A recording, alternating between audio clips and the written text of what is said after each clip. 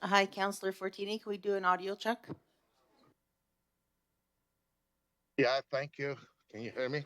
Yes, thank you. Okay.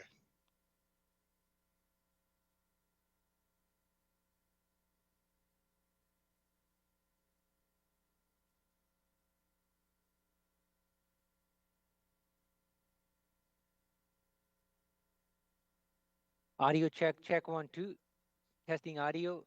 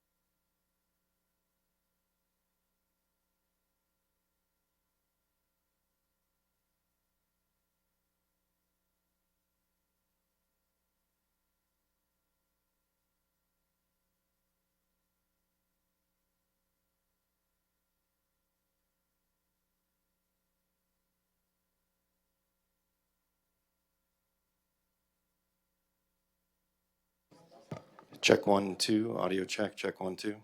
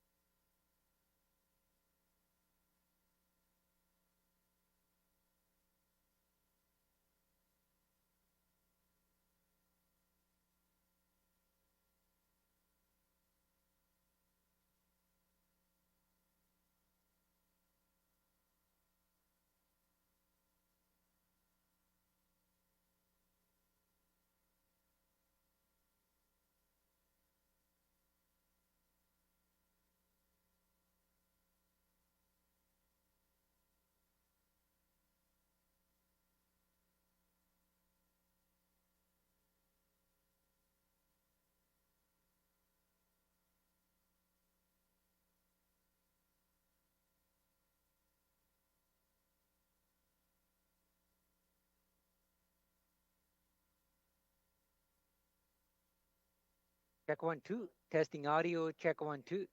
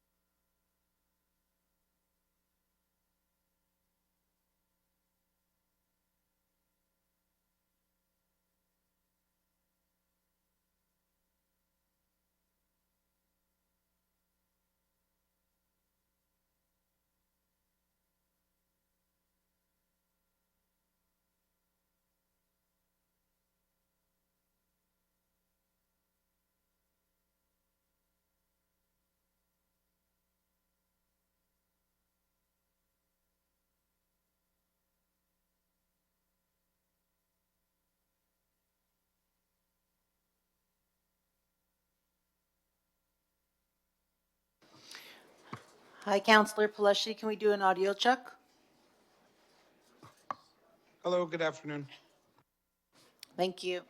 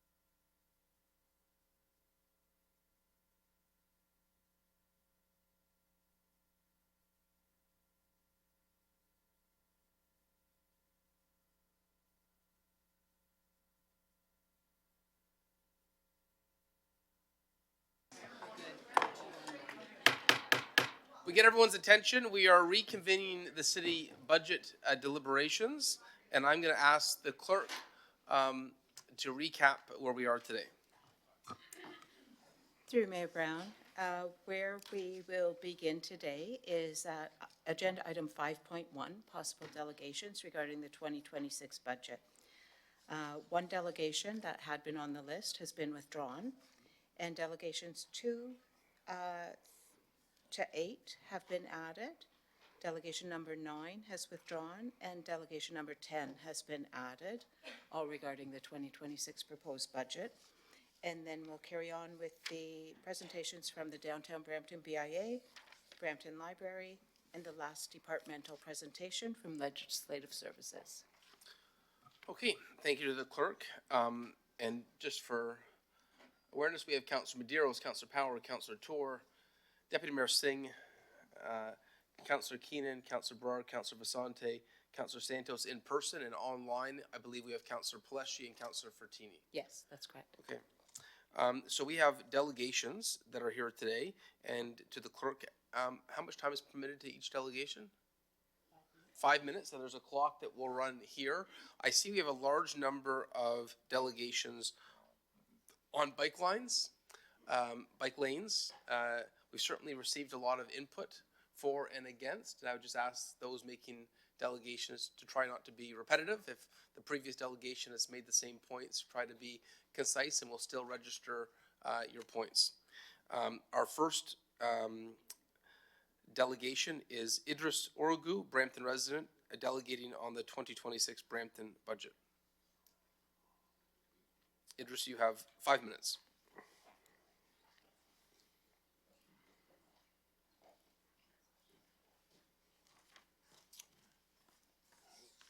Good afternoon, Council. Good afternoon, Mayor Brown and Council members.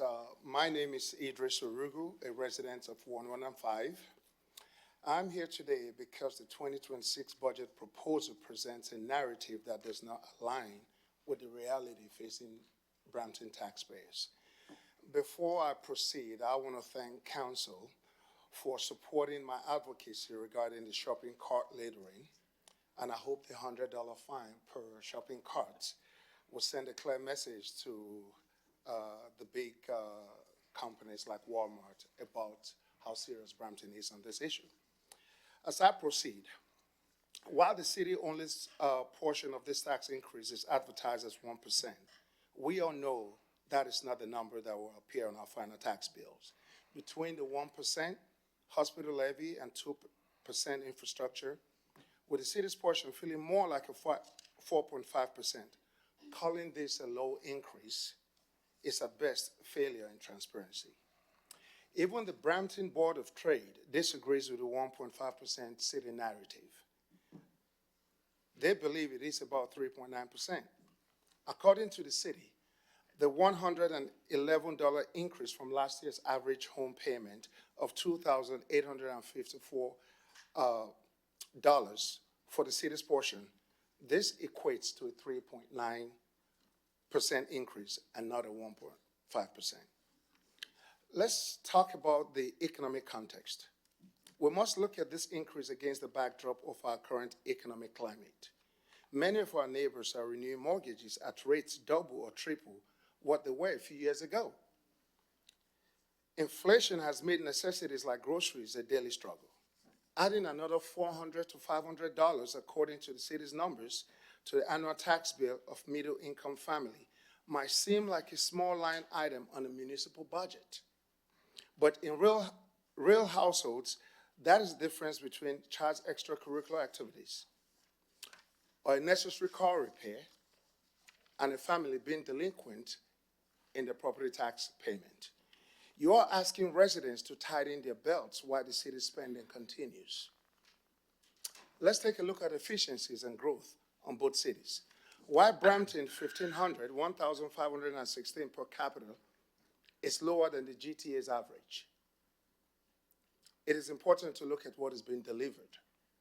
Mississauga achieved $11.5 million cost savings for 2026 through continuous improvement and deferring non-essential expenses, specifically to keep the tax hike low. Brampton is facing a $17.5 million operating deficit, largely transit-driven. You can argue that instead of a hiring freeze on essential staff, the city should be looking at contract freezes on discretionaries like the Argo Electric program to match efficiencies levels seen next door. On infrastructure, where is the value for this increase? We are being asked for an infrastructure levy to fix roads, community centers that have been neglected for years despite prior tax hikes. Brampton residents feel they are paying big city taxes for small town infrastructure. We cannot keep asking for more money without first proving that the current budget is being spent with maximum efficiency. People are hurting in this city, and I spoke to hundreds of people. Homeowners are fed up, tired and exhausted. We cannot continue to pay and not get value for our money. We cannot tax our way out of this problem. This is on the backdrop of the $75 million 175 Sandalwood acquisition, hundreds of thousands of dollars that has been spent by councilors and staff flying all over the world. With some of these trips have no reporting, have no reports accounting to taxpayers on what occurred or value, if any. The $11 million spent on the Argo, this hurt taxpayers. When taxpayers start to see these things, trust is lost. And the problem we're facing right now is that Bramptonians are fed up of these tax increases, and we need some level of transparency. It is rough out there for Bramptonians, and I hope this council can consider this. Thank you. Okay, our next delegation is, Councilor Medeiros. Yes, sorry, hello? Just a question. Thank you for your thoughtful delegation. I do appreciate some of your sentiments. Just wondering if you're familiar with, because there's always two schools of thought. Right. One, when times are tough times and we recognize there's tough times out there, are you familiar with, for example, we provide subsidized recreational programs for folks in need. We provide free access to vulnerable seniors to keep them healthy. Do you know all the stuff that we go beyond, because not that we have to, you know, when it comes to trying to keep our community safe, when we're dealing with, for example, illegal basement apartments, the immigration issue is not something we control, but it fell in our lap. So, you know, my question would be, would you understand, you know, the two schools of thought is either you can do what you do is just cut, and anyone in need, go save yourself, or you can be thoughtful, which I think we have been, and sort of say, you know, this is where we step up and help our community and support our community. Recreational fields, support our seniors. No one supports seniors across this province. No one does more for Brampton. So just what's your thoughts on that? Thank you for that question. When one gets to this position, it's a very tough one. I am not here saying to you that it's not a tough decision to make on what to cut, what not to cut. But we must get value for what we pay for. The bottom line here, based on what you've just said, there are other cities that are offering services that this city is not offering. So give or take, we're still in the same dilemma. As we look at our infrastructure in this city, it is painful. But we've been paying a lot towards this. As we look at other services that residents need, enforcement being one of them, we are behind. How do we think we're going to improve this city when we cannot do some of the basic things like enforcement? Enforcement has been a major problem in this city. So if there are areas that are essential that city can focus on, they can focus on that. Above this, accountability is more important, and transparency. When residents feel the city is not transparent, they lose trust. We have been watching or reading news that have been coming out. I'm yet to see anybody on council take on this news, disprove them, and say, this is wrong. If you're not disproving them, you're taking them to court because they are maligning council. But none of that is done. So to the rest of us who are out there watching this, we believe everything that we read. And it comes down to accountability and holding people accountable. That's what this is all about. Thank you.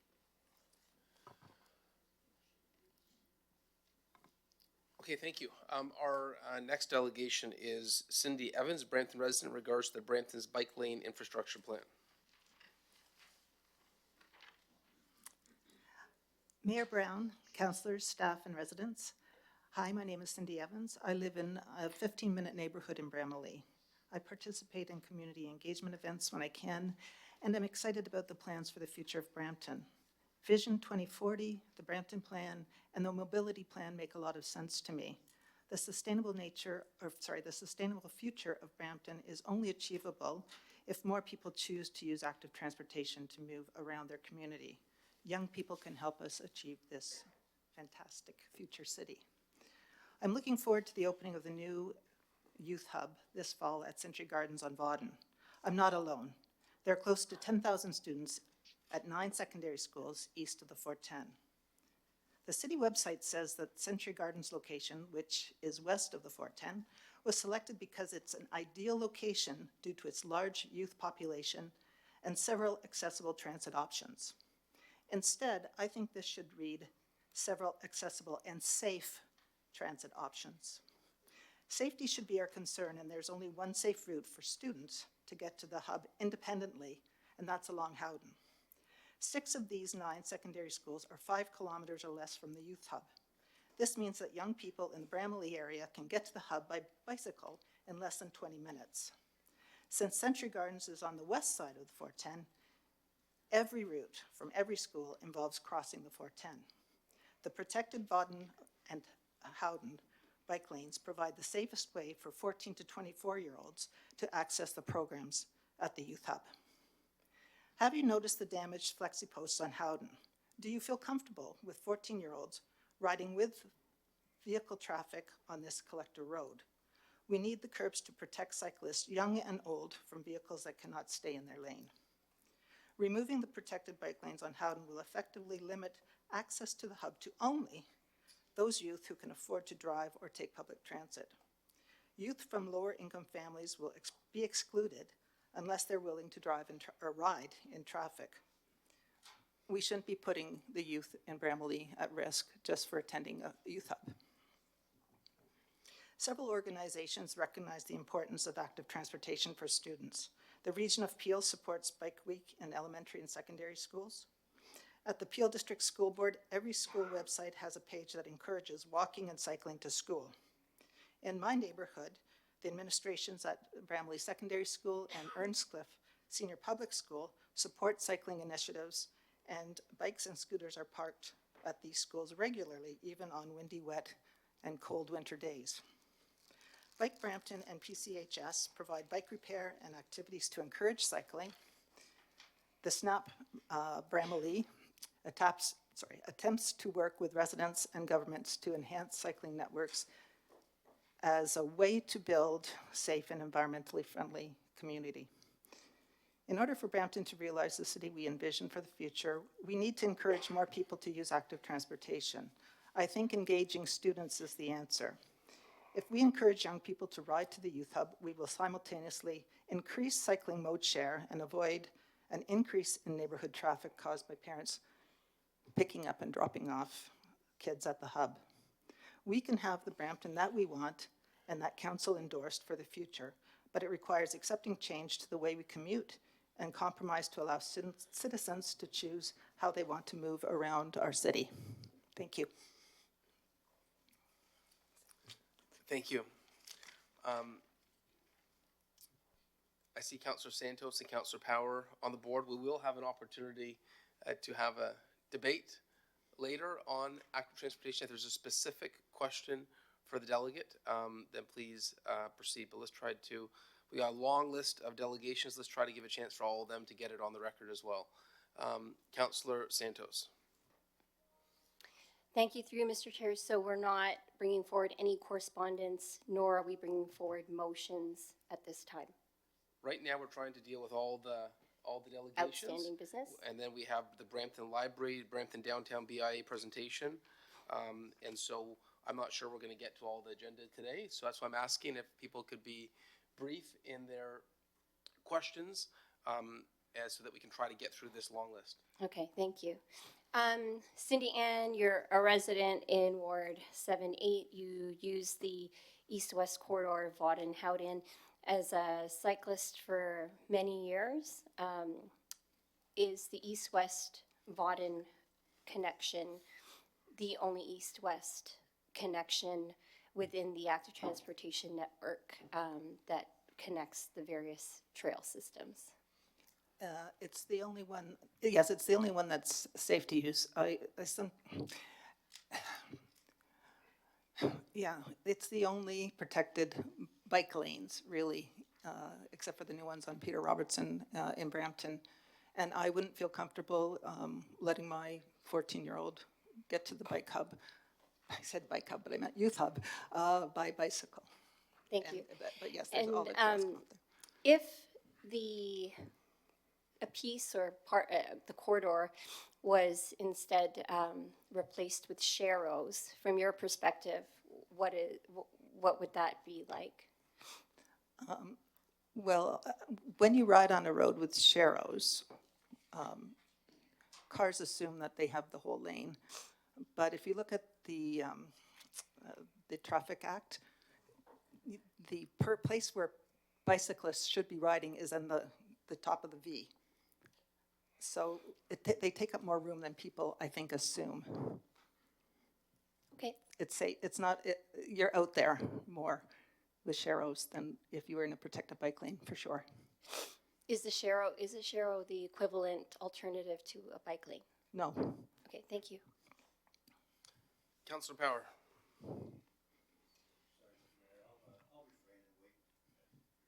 Thank you. Thank you. Okay, thank you. Our next delegation is Stephen Laidlaw, Brampton resident, regards to Brampton vision in relation to bike lane infrastructure.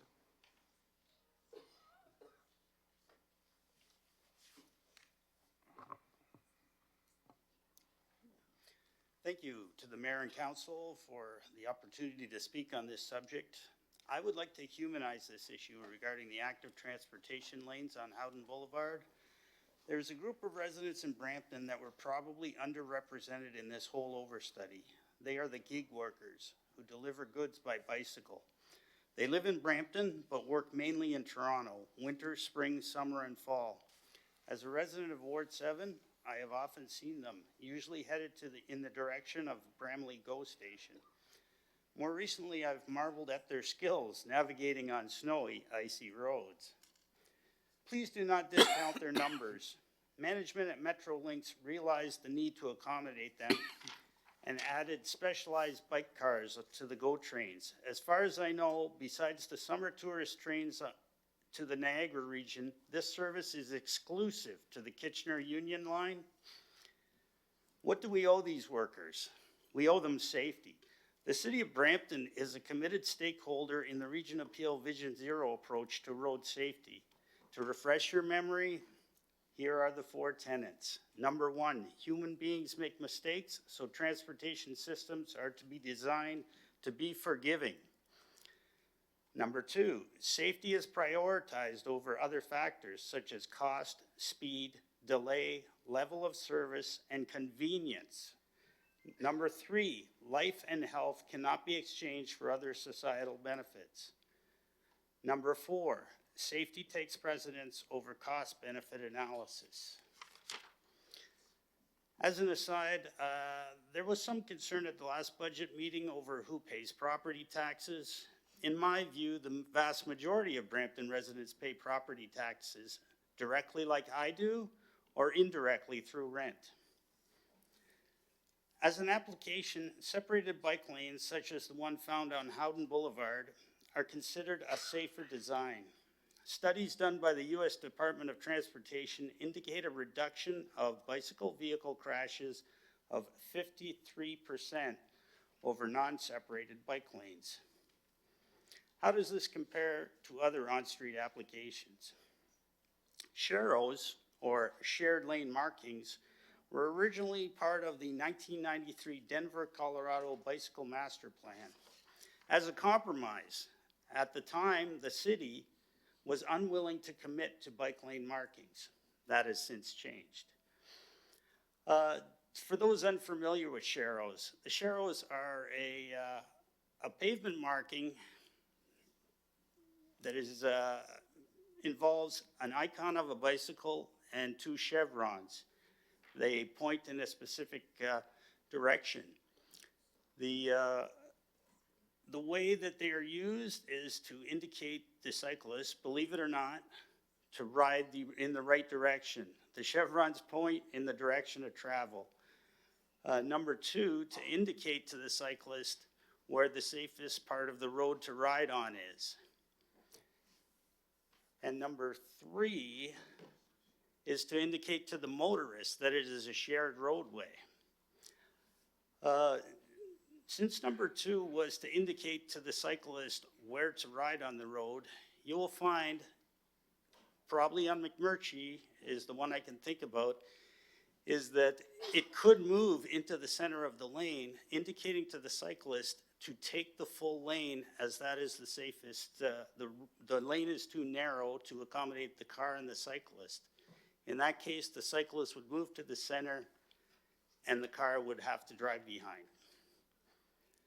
A study in the Injury Prevention Journal, a peer-reviewed medical journal, found that based on hospital records, there was no statistically significant reduction in injuries on streets where Sharrows were used.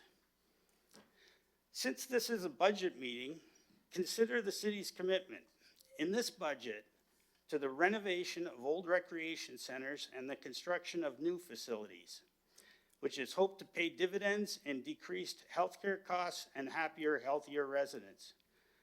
Promoting active transportation will do the same thing. The region of Peel is recording statistics of 1 in 6 residents is affected by diabetes.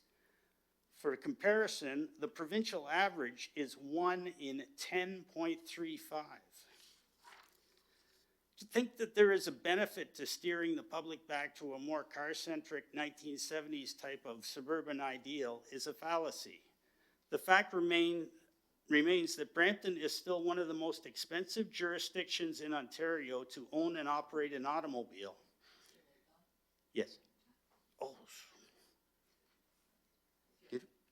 Okay, wrapping it up. If we have to offer more transportation choices, we will serve the needs of people of different economic levels, as well as perhaps encourage bright young people who may have a different attitude towards transportation choices to relocate here and work in our developing technology industries. To quote the Prime Minister, nostalgia is not a strategy. All right, thank you. Thank you, Stephen, for coming today. Councillor Santos?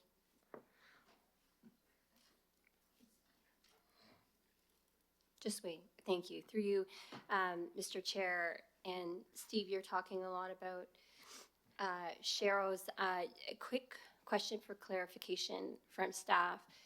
Is there any information, because you're alluding to a replacement of Sharrows perhaps on the east-west Vaughan-Howden corridor? Is that correct, Steve? That's correct. Okay. So just clarification from staff, is there anything in the Traffic Act that prescribes where Sharrows can appropriately be implemented or not? For you, Mr. Chair, Councillor Santos, the Ontario Traffic Manual, Book 18, is the one that regulates cycling facilities, and it states that Sharrows are not a cycling facility type, but rather, as the delegate mentioned, optional treatment to pavement markings to delineate the safer space on the road to be shared with vehicles. It is not included in the Traffic Act. Okay, so it doesn't. It's not an equivalent. It's not a cycling facility. Yes, and as an alternate. Book 18, which helps us technically pick the type of cycling facility to the type of road, has a normograph, and to collect a road like Howden or Vaughan, it's not a share road. It's bike lanes, protected bike lanes, and better facilities. in that So, case. so there is something specific in the Traffic Act that talks about sharrows and where it can be appropriately implemented for safety measures for vulnerable users of the road In the traffic manual, not the traffic. in the act. traffic manual. Okay, perfect, thank you. Thank you. I don't see any other, Counselor Power? Thank you through the Deputy Mayor. So that's in the traffic manual, not the traffic act. Can we have clarification, and can you bring up the traffic act? Yes, the Traffic Act, it anticipates that cyclists will or can share the road with motorists, but it not regulates facility types that are safer for cyclists. So sharrows are part of the technical manual for pavement markings that we use, but it's not a facility determined by the Traffic Act. But they are indicated to show cyclists where it's safer to ride. They show direction and Perfect. where to place themselves when sharing the roads with cars. Perfect, thank you. Thank you. Thank you, Stephen. We have Dennis next. Dennis?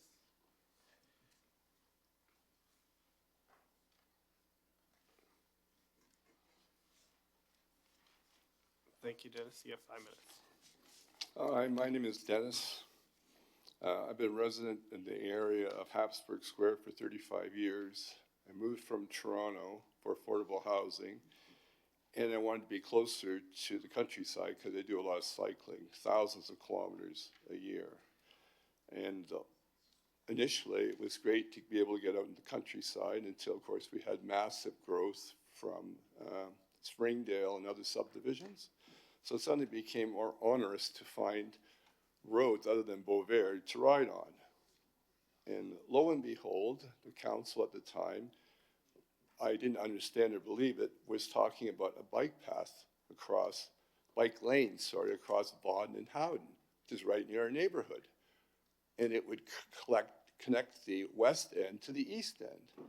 And it would also access north-south roads that were available for people to ride recreationally. So I had no belief in this, but actually it came about. And I want to congratulate the council member, or whoever were on that committee to put that together. That was a very progressive move. It made things so much easier for cyclists like me who's doing outdoor activity to be safe, to not worry about cars doing crazy things, to have a protected path to do what I'd like to do. Because riding in Brampton, we're invisible. We don't produce any pollution. We don't have any attitude. We don't tear up roads. We don't cut off trucks. We're almost like heroes in transportation, if you want to put it that way.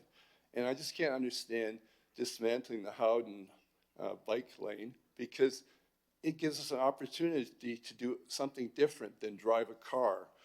It's an alternative to the disaster of Beauvert Drive. We were there in the fall, and 2 o'clock in the afternoon, and the massive amount of pollution, the massive volumes of traffic at 2 o'clock in the afternoon on I believe it was a Thursday afternoon, is unbelievable. I think all you councilors should just, for reality's sake, go down to that corner at that time and see I would call it a negative car city that's developed in that area. And I think that if you don't go the progressive way and keep the bike paths for people like me and others, the younger people as well, I'm speaking about adults, myself, then it's just going to unwind. Right now, we have problems with people on bike paths because of the new policy where we don't have any of the radar, the radar photo system anymore. People are starting to cheat at rush hour, go back to Howden and Vaughan, start using the bike lanes to drive in. If there's no protection, they will take you on. Why? Because they're in a hurry, and we get back to this downward spiral. I got to find a way around Queen Street. I'll use Vaughan. Hey, you know what? I can cheat in rush hour. I can drive up the bike lane if it's not there anymore. It's just a downward spiral. And I just think council needs to be aware of the fact that if you don't be positive and vote for the the Howden lanes to continue, you're going to be regressing back to a dog-eat-dog world, and it'll look like Beauvert, and people will not be happy because they're not going to end up going anywhere. And people like me who are trying to do the right thing are going to be at risk of being run over. And it's just counterintuitive. And the last thing is very interesting. I belong to a bicycle club from Toronto. And last year, one of our tour leaders decided to do a bicycle trip up to Brampton. I thought, why would he do that? Because I'm from Brampton. I'm not excited that much about Brampton. But anyways, he took the Etobicoke Creek path, connected it with the new system that goes up to Brampton, went to Gage Park, took 25 people. They went to the market. They all had a great time. And they said, God, you know, this is a great ride. We're going to do this next year. I thought, wow, bicycle tourism in Brampton. What a novel idea. And it's all because of the system. The system generates progressive stuff. You take away from the system, you're going backwards. That's it. Thank you, Dennis. We have Justin. Sorry, I have two questions. Apologies. Councillor Power first, and then followed by Councillor Santos. Thank you, Dennis, for your delegation. Just out of curiosity, when you were cycling on Beauvert, where did you cycle? I was crossing Beauvert. Crossing There Beauvert. was a 2.5-minute wait to get across at Langton. Langton is a back road. Are you So familiar with the bike paths on Beauvert that run east and west? I am familiar with that, but my point was the volume of traffic is so abhorrent, even if you're standing there or you're riding along it. It's unbelievable. So the bike paths on Beauvert, they're on the boulevard. Do you think that's a safe way to travel? Actually, you know, those boulevard things have been statistically proven to be really bad because Peel did the same thing. They went across places like Countryside, and each time you go by a driveway is a potential collision because those intersections all meet up with that bike path. So it's actually the worst possible thing you could do because you're creating intersections at each driveway where somebody's not necessarily looking for you. I wasn't aware there was bike paths on Countryside. Thank you. Anyways, Deputy doesn't Mayor. matter. That's the issue with that. There are multi-use paths there. Any others? No? Councillor Santos. Thank you. Through you, Deputy Mayor. Thank you, Dennis, for coming to delegate to share your personal experience. A couple of questions. Are you a property taxpayer? Yes, I own a home just near on Habsburg Square. Okay, thank you. You're talking about Beauvert Drive. I used to live around Beauvert Drive in the Professor's Lake area of Bramalea on Philosopher's Trail. I moved there when Beauvert was only a dirt road and there were only 2 lanes of traffic. Those 2 lanes of traffic turned into 4, turned into 6. From your experience cycling in and around the area, despite the expansion of the number of roads on Beauvert, has traffic and congestion increased or decreased? Well, it's going to increase because the Peel region is going to open Dixie Road and make it a 6 lanes, which is going to go into Beauvert. And there's the huge area around 50 in Mayfield, which is going to be all industrial area for warehouses. Where are those people going to go? Mm-hmm. They're not going to go up to Bolts and come around and come down Hart Lake or something. They're going to go on Mayfield. They're going to go on Beauvert. They're going to go on. I couldn't believe how bad Sandalwood is now. It's atrocious. It's almost as bad as Beauvert. It's scary. Thank you, Dennis. And so what you're describing is a concept called induced demand, that regardless, and it's backed by evidence and proof, including some stuff that the city has done, including the analysis on Vaughton-Howden East-West network for active transportation, that when you build more roads or you expand the roads, that in fact you create more demand for those roads and see more cars versus having more alternative ways for people to get around like yourself. So on the east-west corridor of Howden and Vaughton, is it the only connection east-west right now that cyclists like yourselves, right, property taxpayers like yourself can use? It is nirvana because you can go up quiet roads like Rutherford. We're not fighting for to be on Beauvert and mix with trucks. We're just looking at being able to safely navigate the city. We go usually Vaughan across and up, and we'll go up Rutherford, which is very quiet, which goes to Langton, or we'll go further west and go where it ends and come up at the far end and come up near Van Kirk, and we're invisible. We're invisible to the traffic. We don't create any trouble with traffic. We're invisible because we're just going through and minding our own business, and we're staying away from all that cross traffic. But we have to cross it, of course, at the lights, and that's when we see how bad it is, and we're just appalled. And I think actually, well, if people all know, if you go on to Boulevard Drive at 4 o'clock or something, and you're trying to go somewhere fast, forget it. It's not going to happen. And then people do crazy things like ride up bike paths to try to get in front of people. And it's just like, that's the way the situation is in Brampton.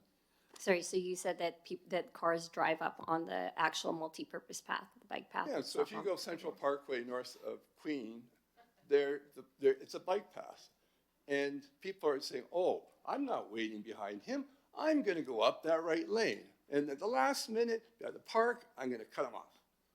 And it's like, if I'm on a bike, what am I supposed to do with this guy behind me who's aggressive and wants to get in front of this other guy and is going to want to kill me? So if there is no painted bike lane on Vaughn and Howden, and if it's replaced by a Sharrow or opened up to another 4 lanes of traffic, what would that mean for you? You need protection. You need protection like what there is now. If you don't have it, it's just going to be anarchy. I'm sorry to say, it's just going to be anarchy. And it's just going to stop the flow of people coming and going on bikes. Okay. As I say, a group from Toronto came up and took advantage of our bike paths to get to the market. That's a novel thing, and that's a great progressive thing for the city, for tourism, to see Gage Park and go to the market. And I think, wow, that's great. Thanks, Dennis. Okay. Thank you. Next, we have Justin, and he's online. So I just want to set up with you guys. This is my first time doing this before you start the clock. So you have my PowerPoint presentation, right? Okay, I see it now. I'll let you know when it's a minute left, okay? So you know. Thanks. Hey, hold on, just give me a second. Okay, so I have a lot of information. I got to skip a bunch of it. I'll try to get out what I can. I'm going to speak from the heart. I'm just going to go off the cuff. Okay, so let's start. So please go to the next slide. Next slide. Okay, yeah. So this one. Okay, so here's a map, and it's showing it's got downtown Brampton. We got Bramalea on the right-hand side circled. It shows how great this connection is for Howden Vaughan. It's a direct. It's pretty much a straight line. It's very safe, and it takes residents across the 410. You can see all the other intersecting pathways in blue in the park trails that intersect with it. This is really a backbone that we have. It's a backbone for all residents in Brampton, and it can take you to the edges. It doesn't matter you're in Mount Pleasant or Gore. There's ways to get in here, and we can get over the highway. It's a real unification, and that's what I love about this piece of infrastructure. Next slide, please. So I just wanted to highlight that Vaughan has a lot of driveways, and you can only ever have bike lanes on Vaughan because there's so many driveways. You can't have any other alternatives if we're keeping this piece of infrastructure I feel is very important, and I've been using. As you can see on the lower picture, there's no highway ramps. That's a huge deal. Nearly every other road in Brampton, there's ramps there. I've been hit at Bovaird in the 410 taking the Bovaird Trail, which I used to use before this, and I have to go further north to access it. This is the most southern trail that you can access. Steeles, there's nothing. It's full of trucks. Queen Street, it's just full of there's so many businesses and driveways. You can't cycle in those areas. This is really it's a lifeline, and it's keeping it continuous with Howden, that would be great instead of, complicated transitions or whatnot. Next slide, please. I also wanted to mention Howden's just a collector road. It's a very simple road. There's nothing really of interest. It's not really, I've been here for over 40 years. I used to, I used to play soccer here, riding my bike here. I drive here now. I'm one of the cut through drivers. I'll admit it. I come through here with my car. And, I just want to get to Queen Street. Sometimes I want to avoid the highway. So I have an idea of what it is to to be a driver here. This is very important. they put these Howden car rocks there back in 2012 because there was crashes into properties when you have a 4-lane road, if it's just all for cars. And this is not just unique to Howden. It's close to me. I'm just down the road. I'm a resident of Ward 7 and 8. And if you go towards North Park, it's the same idea. We have, there's a lot of speed, there's racing, there's noise, they park vehicles everywhere. And these rocks are proof that, you know, it's been dangerous. There's a history here. And do we really want to choose options that, we regress back to this state? Because clearly there were issues. Why would they put these there? It's not a piece of art. Let's go to the next slide, please. Okay, so I'm going to go quick this. So this is just a little bit of a history. So initially, when we put up these lanes, we just put some paint and pylons. Worked out pretty good. Why? Because you know what? We had right turn lanes on Howden. I know there's the car drivers are complaining, the residents in the area with the backlogs. When this was created, it was great. A lot of folks, started using it. So let's go to the next slide. One of the issues I have is that nobody talks about the Region of Peel construction in the area, and the bike lanes get the blame for all the congestion. And it seems, I know that there's a stigma and whatnot with everything that's going on in provincial politics against these lanes. But the reality is 2024, 2025, right when these curbs were put in place, all this construction began, and it's a disaster. I go through it. It's just a single lane going for most of the summer and the fall recently on both Williams and Dixie. And then you can see in the red, that's your way to cut out of there. To just leave it. If you want to just bypass it, want to get to the 410, you're coming north on Dixie. That's an access to it. Let's go to the next slide then. Mr. King, we're almost out of time. You have about 10 to 15 seconds. Oh boy. Okay, I just want to talk about, let's go to the next slide. I just want to show like there's so much data that's used here in terms of e-scooters and e-bikes. You can see that it's heavily used. Don't cut it off. Don't change what I'm saying is that you're putting people at risk. We don't want to do that. It's dangerous to just dump people from a bike lane into an empty lane shared with cars. It's not safe. That's all I can say. Thank you. Thank you. Justin, this takes us to our next delegation, which is Anna. Oh, Councillor Santos. Thank you, through you, Mr. Chair. Just a quick question, because this whole thing about the rocks, those big boulders and rocks, was on the screen. So with the rocks, that was before the COVID bike lanes and before the painted bike lane, correct?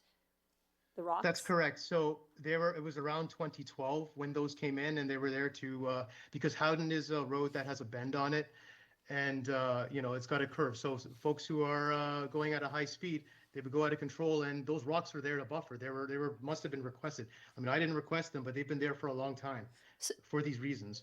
Thank you, through you, Mr. Chair. And so just clarification from staff, the rocks were there because there were concerns about too many unsafe driving and speeding vehicles, correct? Yes. Okay, now after the COVID bike lanes and the painted bike lanes, can I just get clarification? So not even with the concrete barriers, but when the COVID bike lanes, or now in 2021, the painted bike lanes were put into place there to support the East-West network and the connection, how did that road diet with the bike lanes improve the speeding issues along that corridor, even before the speed cameras? What did that implementation of that bike lane do, painted, to the speeding issues and safety concerns? So according to the data we collected. I've just been a point of order by Councillor Tour. The debate is not for now. If it's a question of the delegate, you can ask it, but then we can have a debate and questions of staff when it comes to motions in regards to this. Sure. Okay.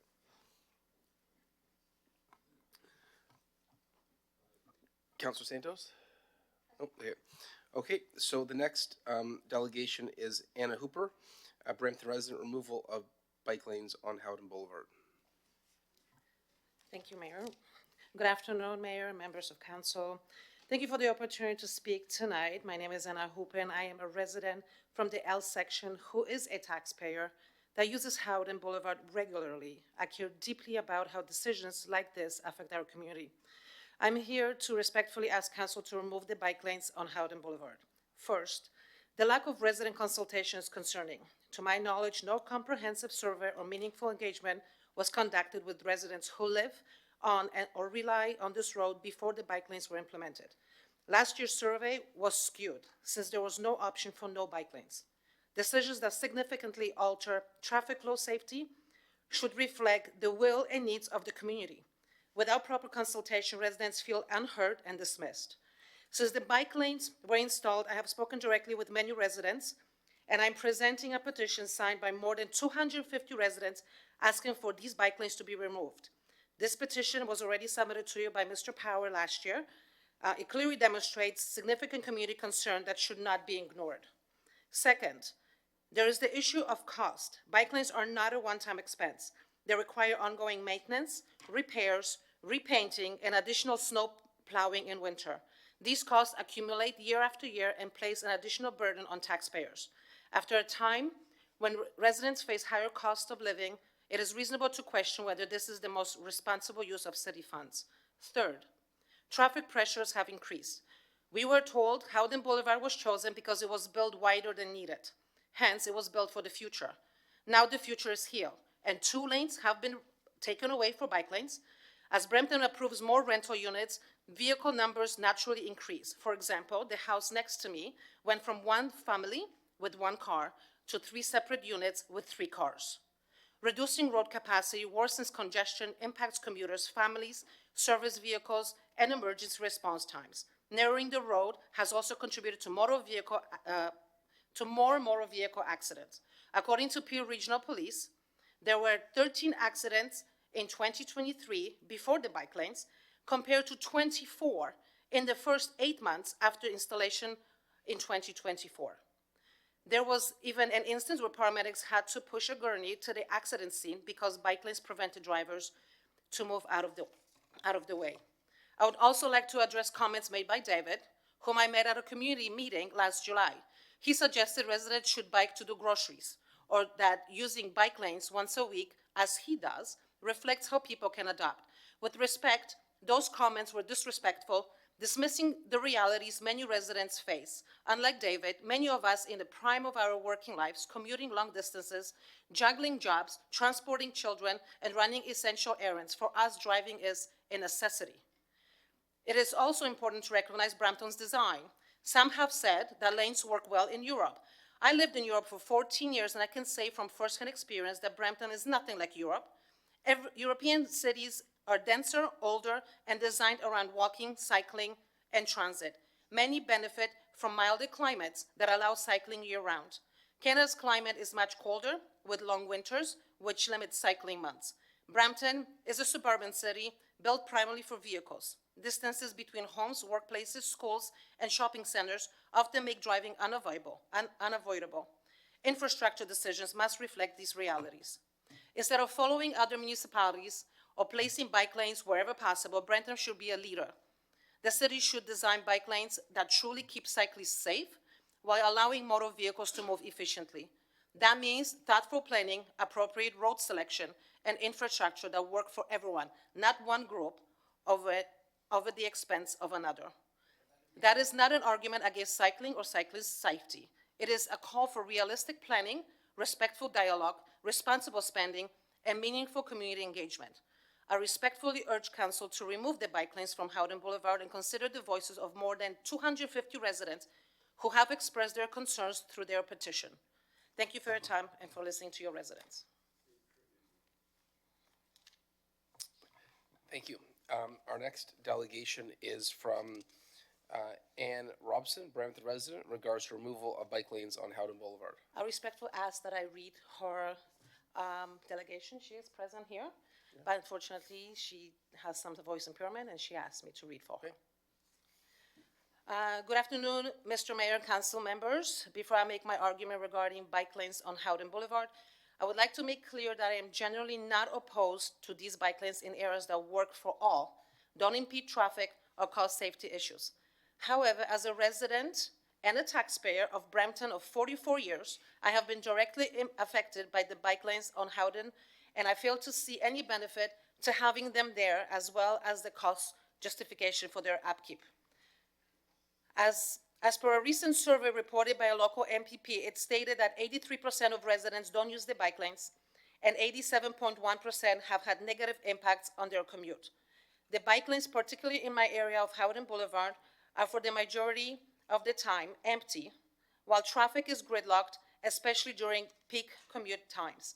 In my opinion, this congestion triggers street honking, aggressive lane changes, and short tempers. I personally avoid making a left-hand turn, which is northbound on Howden Boulevard, during peak times and opt to use residential streets as a cut-through to avoid the hassle. I have personally witnessed an ambulance unable to drive to the scene of an accident at Howden and Lindridge.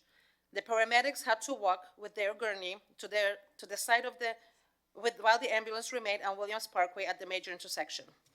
A member of our neighborhood watch actually requested and paid out of pocket a report from Peel Regional Police to provide a comparison of accidents pre and post bike lanes. The results to me were shocking and confirmed my concerns for public safety.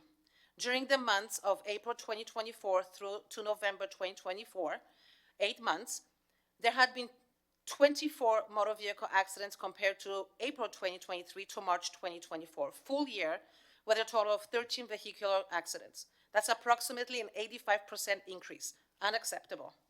What was sold to us as a temporary COVID measure became permanent without community feedback. Yes, there was a survey after the fact. In my opinion, it was skewed, since the obvious popular choice of no bike lanes was missing.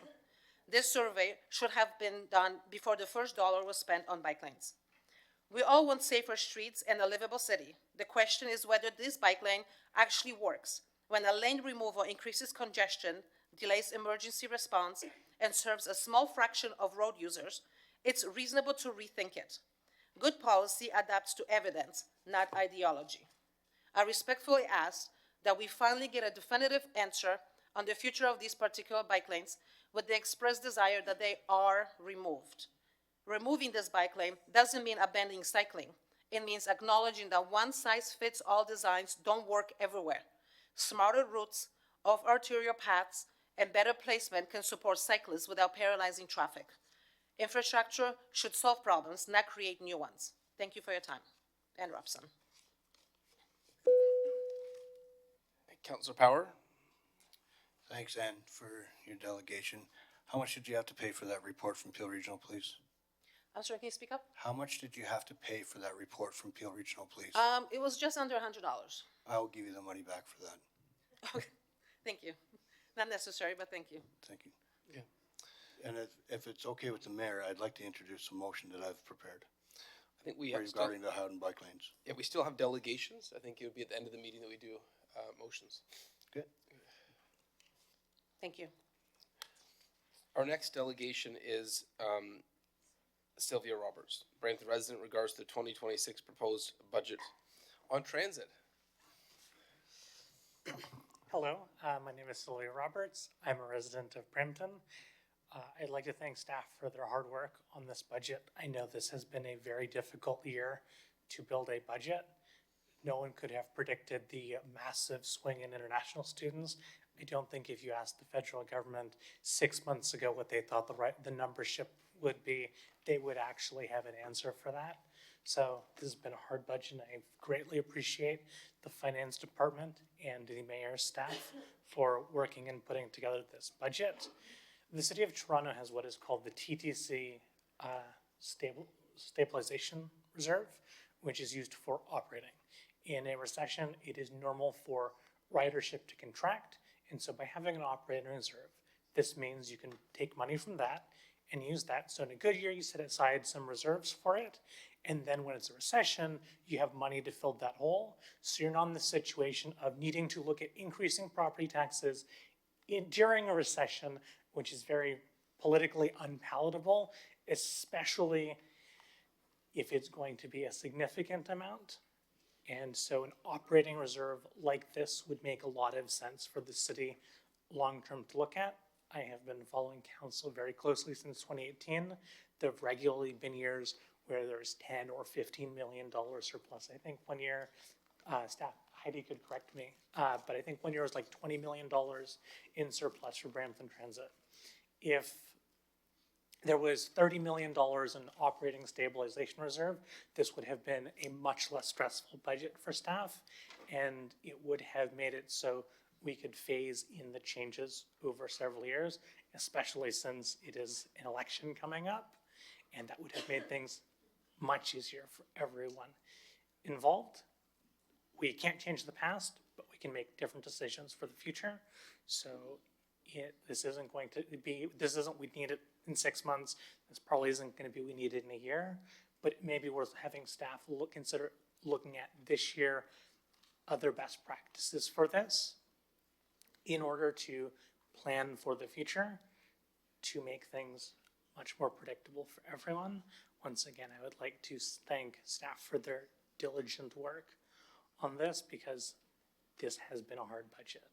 And I know that, and staff and residents who see the increase don't necessarily realize all of the stuff that goes into it. I've read enough budgets to know there's been an enormous amount of work on this. So in the future, please consider having an operating stabilization reserve specifically for transit. In good years, if you have a case of there is enough built up, then because it is the transit stabilization reserve, and if its ridership has significantly exceeded expectations, that's where that's coming from. If there is a larger surplus than finance anticipates being needed, then being able to take some of that money to buy buses, so that's because for finance, if ridership goes up 20% in 1 year, we've had many years where it has been 10%, sometimes back to back to back. And that's very difficult for finance staff to come up with the money for that. But if there have been large surpluses from that, then we can use that money, and that would make, in good years, it makes finance staff much easier in coming up where we come up with the money for all of these buses we need for the ridership. And in bad years, it is a buffer. So if there's a recession and ridership goes down 10% for 3 years, you have enough money there and you don't need to make major changes. Sorry. And so it's very important long-term to have this. And I hope staff will, City Council and staff will consider this for the future. Thank you.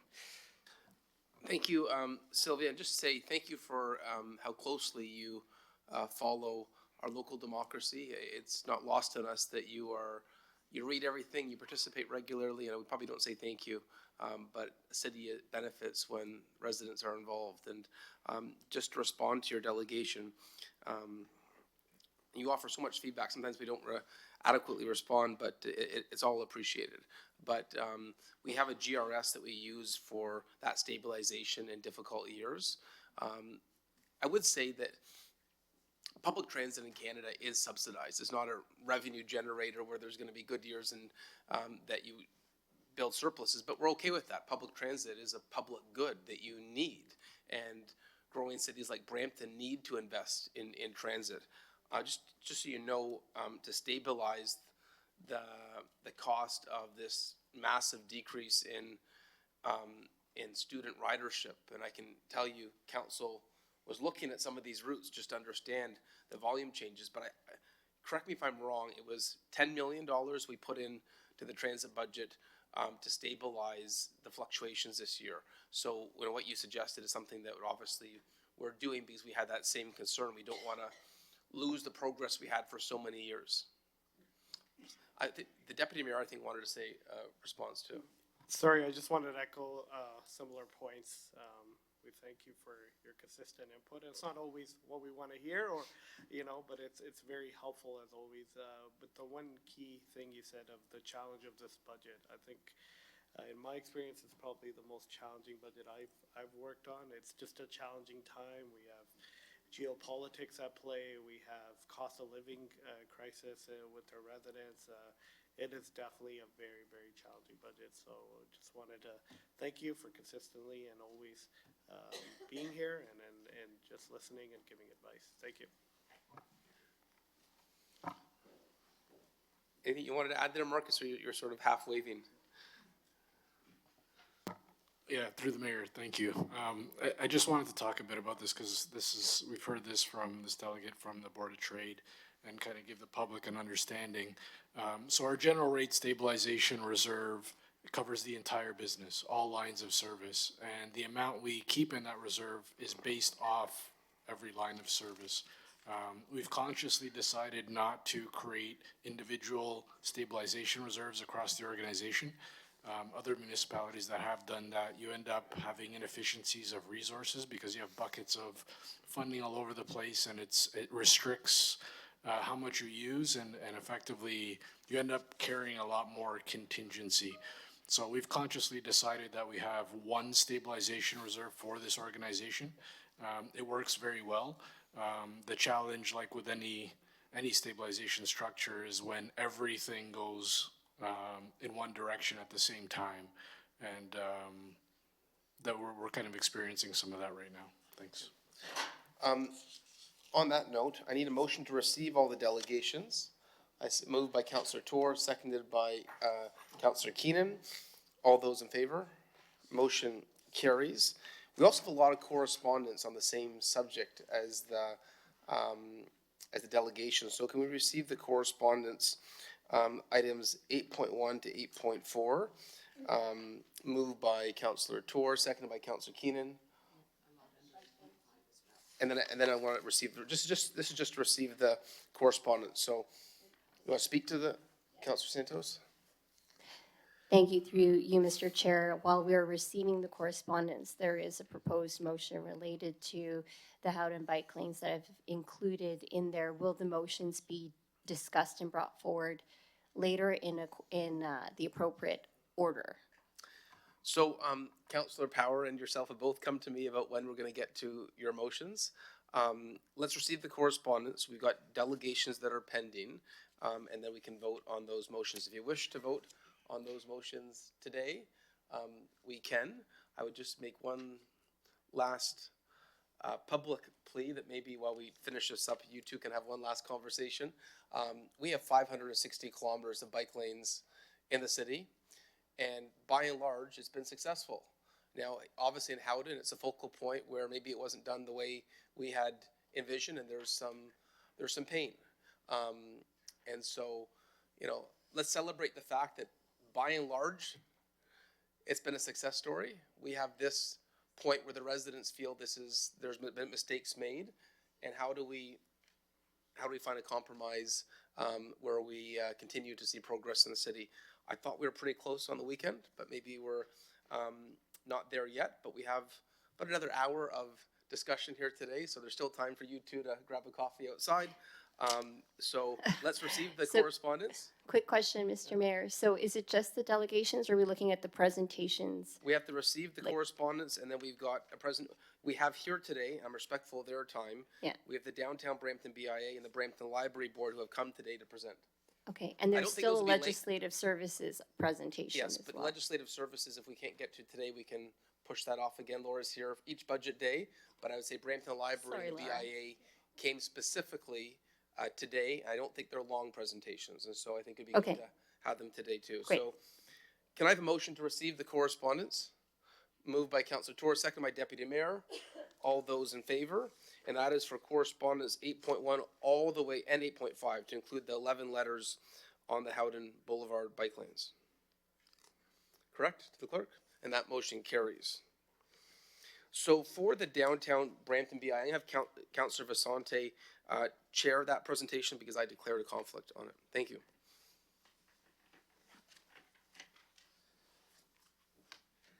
Thank you very much, Mr. Mayor. Next, we have item 6.1, the Downtown Brampton BIA. We want to welcome Rose Mercator, our Executive Director of the Downtown Brampton BIA. I believe Carrie Percival will also be joining you. I don't believe she's able to join us today. She's with us in spirit. Yes. Welcome, Rose. Thank you, Mr. Chair and members of council. Next slide, please.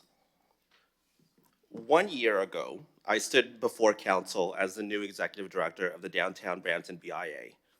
I set forth an ambitious work plan and budget to strengthen the BIA And I'm pleased to report that we have accomplished all 4 of these strategic priorities outlined in 2025. Next slide. In 2025, we conducted an assessment of the strengths and weaknesses of our organization, and we look forward to the future by developing a new 5-year strategic plan to guide their work to 2031. The Downtown BIA clarified our mission. For Brampton's businesses, residents, and visitors, the Downtown Brampton BIA connects, promotes, and advocates for the city core, embodying the spirit and rhythm of this creative city and bringing people together to celebrate culture, diversity, and community pride. Next slide.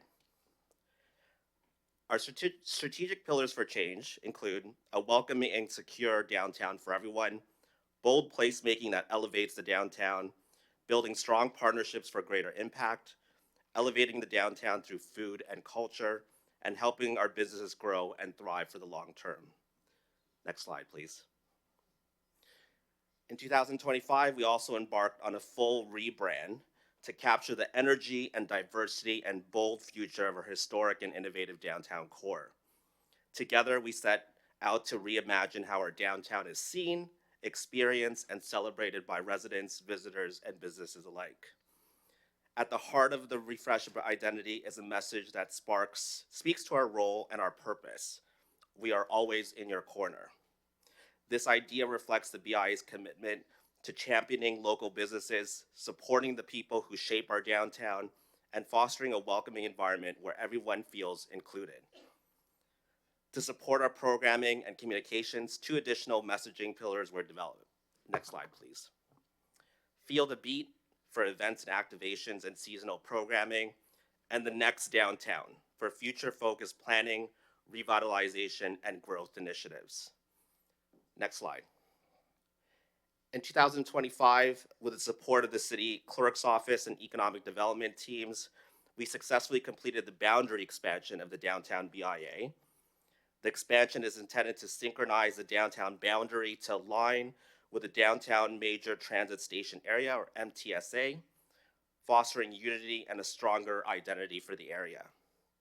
We look forward to welcoming our new BIA members to the family, and we look forward to working with our new businesses and property owners to strengthen the future of our downtown. Next slide. 2025 was also a banner year for a number of key projects downtown, now under construction, including the streetscape reconstruction along Queen Street, the Heritage Block, and Riverwalk. These are city-led projects, but the BIA appreciates the close working relationship to coordinate with city staff and contractors to mitigate the impact of construction on our local businesses. We especially want to thank the leadership of the CAO, the Commissioner Ganesh, and Andrea Oliveira with the Downtown Projects team for listening to the feedback of the BIA members on these very important projects. And of course, we want to thank the mayor and members of council for making these major investments in the future of our downtown. I just want to take a moment to just thank our passionate volunteer board members under the leadership of our chair, Carrie Percival. We also want to thank our other downtown councilors for serving on the BIA board this year, Councilors Keenan and Vicente, and many thanks to our councilors Santos and Medeiros for also advocating for the downtown. The hardworking Downtown BIA team today is also in the chamber. I'm joined by my colleagues Ashley, Juliana, and Gabe. And I also want to thank the incredible city staff and departments for supporting the work of the BIA. In particular, Denise, Amanda, and Anna in Economic Development, and also Maya from Finance, who also acts as our treasurer. Next slide, please. On behalf of the Downtown Brampton BIA Board of Directors, I would like to present our 2026 budget request to City Council. For 2026, our budget remains flat at $1,089,335. Our revenues from member levies are projected to increase by $49,000 with the boundary expansion of the BIA. New this year, in place of grants and sponsorships, the BIA has also created a new line item titled Contingent Grant Revenue of $187,343 to ensure that all grants and sponsorships are secured first before special projects and events proceed in 2026. Next slide. In 2026, the BIA plans to consolidate all our rebate programs and also reallocate funds to increase the amount available to support our businesses during the prolonged downtown construction and the economic downturn. As you can see, there is a new line item called BIA rebate and grant program for $100,000. There's also a corresponding new line item, expenses contingent on securing funding, of $197,343 for our special events and projects this year.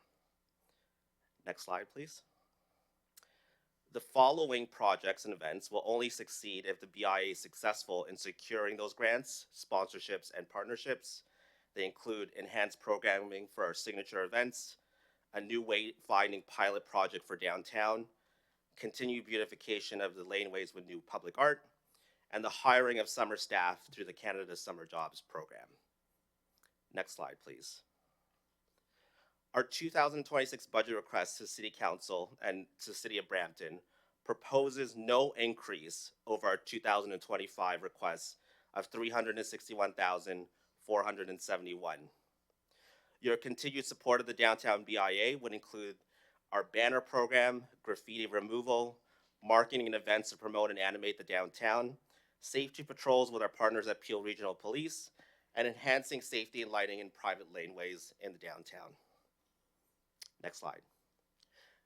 That concludes my presentation, and I just wanted to once again thank the mayor and members of council for the support of the BIA, and I'm happy to take any of your questions. Thank you. And we thank you, LaRose, for coming forward with the BIA's budget. I don't see any questions, so I'll just take this opportunity on behalf of Councillor Keenan and myself, as your representatives on the BIA board, to thank you and the entire board for their constant encouragement and support of you. Thank you so much. Thank you. I have a motion moved by Councillor Keenan to receive that presentation. All in favor? That carries. And now we'll move on to item 6.2, presentation by the Brampton Library. We welcome Todd Kyle, our CAO of the Brampton Library, and together, perhaps joining us online, is Nicole Russell, our Library Board Chair. Yes. Yeah. The clerk is just asking if I would second the motion to receive. Yes. Thank you. Todd. Thank you. Good afternoon. Nicole Russell, the Library Board Chair, cannot join us today, so you're stuck with me. Good afternoon, Mayor and Council. We're here to present an overview of the library's proposed 2026 operating and capital budgets. Next slide, please.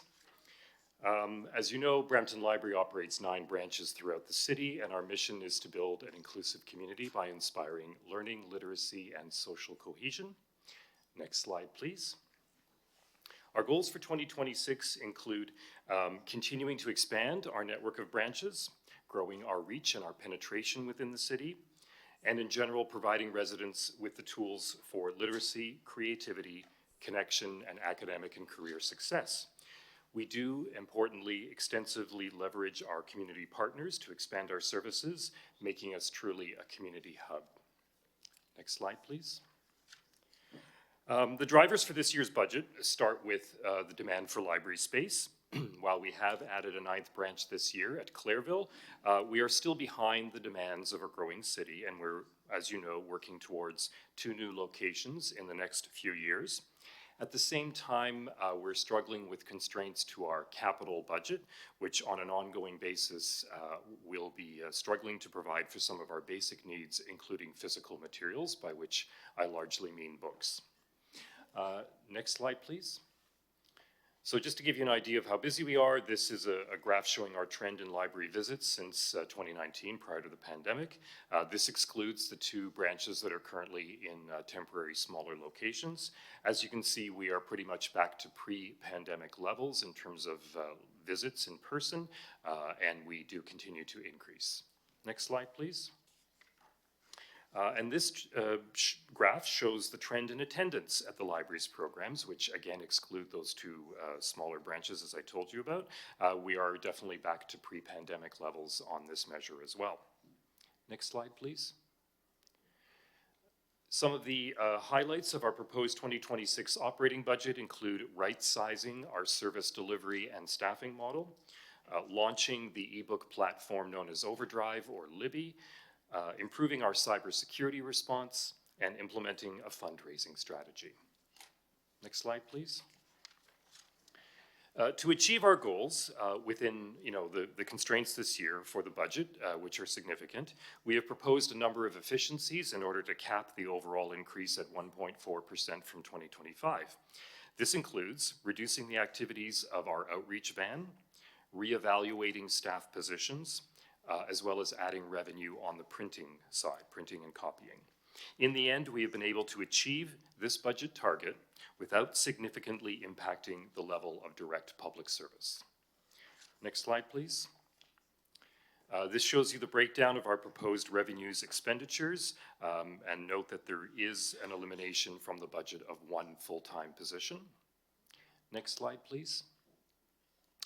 So turning to our capital budget, some of the highlights include opening the renovated South Fletcher's branch very shortly, finalizing our design for the new library in the Howden Recreation Center, and various other equipment and furniture improvements. Next slide, please. This is the breakdown of our proposed capital revenues of expenditures. I just want to point out that, of course, a portion of the capital budget is taken from development charges. And as well, there is a significant reduction in the support for capital budgets compared to 2025, which by projection will likely be continuing into future years, and this is definitely the concern that we have in terms of the sustainability of our capital budgets. Next slide, please. Finally, the matters that are unresolved, the referred matters, include two things. First, that sustainability of our capital budget in the coming years. What we have done for the last few years, including what we propose for 2026, is to supplement the portion that comes from council here with our own prior year surplus, but we don't believe that that is sustainable into the future. The other referred matter is the capital requirements of the new branches at the Howden Recreation Center, Hamilton Recreation Center. While the construction budgets are not within the library's capital budget, the budgets for furniture, fixtures, and equipment are, and those are still not yet finalized, so those are the referred matters. Next slide, please. Thank you very, very much for your time today. Thank you. I don't see any questions, but obviously we're very proud of the Brampton Library, looking forward to its continued expansion in our city, and just to say, keep up the incredible work. You've had some great activations this year at the library that I think have been incredible. And as someone who has young kids, I can attest that they've been big hits. So thank you. Thank you very much. We have a motion to receive the presentation from the Brampton Library Board, moved by... You want to ask a question? Sorry, Mayor Brown. Yeah, I was on the board. Just very quickly, I just wanted to comment. Shoppers World, the library there, is that part of a broad focus, a broader strategy to sort of bring the library there? And, walking in, I was amazed to see it was busy. And kudos to you guys and kudos to the library system. Thank you for your question, Councillor, through you, Mr. Mayor. So the Shoppers World location is the temporary replacement for South Fletcher's and the Susan Fennell Sportsplex. Unfortunately, it will cease operations mid-February prior to our move into the Sportsplex. But it certainly is something, we do regret it because it has been very successful. We've had a lot of comments. It simply isn't sustainable in our budget. We actually, though, are in negotiations with the landlord regarding the possible use of the space for pop-up activations on behalf of the library to respond. And, our long-term facilities plan does include when that area of the city is redeveloped into a mixed-use neighborhood, that there would be a library presence as well as, I believe, other city services. So they're certainly there for the long term. Wish we could do it in the short term, yeah. Thank you. Thank you. So motion moved by Councilor Madero, seconded by Councilor Power to receive the library board presentation. All those in favor? Motion carries. This takes us to our last remaining presentation. Legislative Services. Laura, you ready? We're moving fast today. I like this. I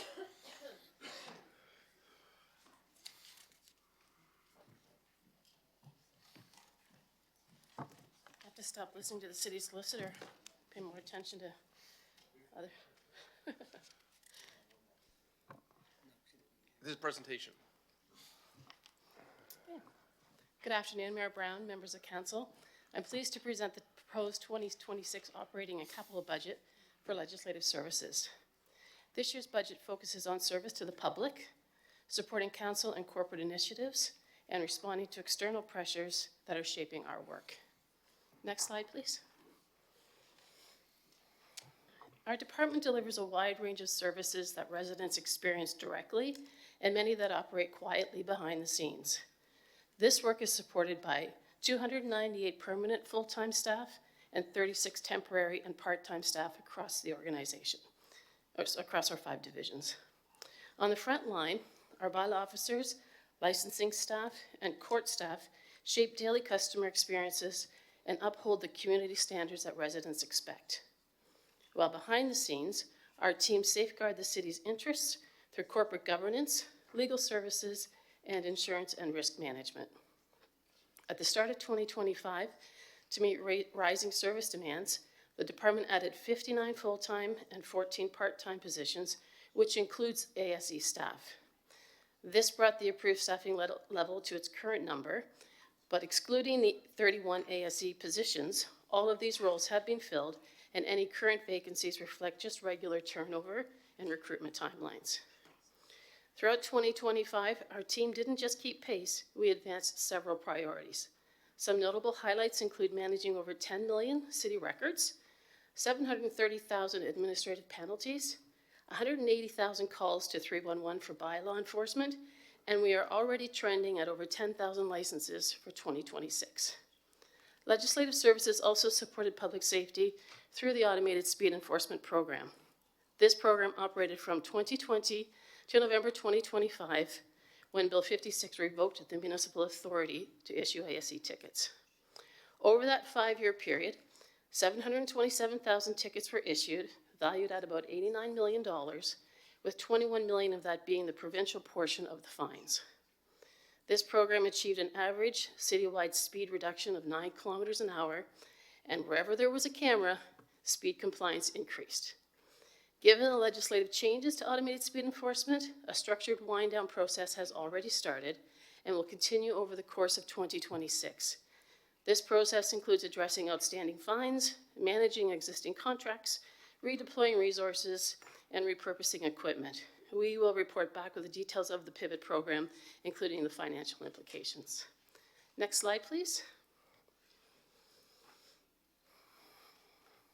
In alignment with the corporate budget goals, the Legislative Services 2026 budget is centered on strengthening community safety, delivering on consistent service standards, and investing in opportunities that improve efficiency and customer service. Next slide, please. Our budget drivers. This year's budget responds to several external pressures. Number one is escalating cost pressures.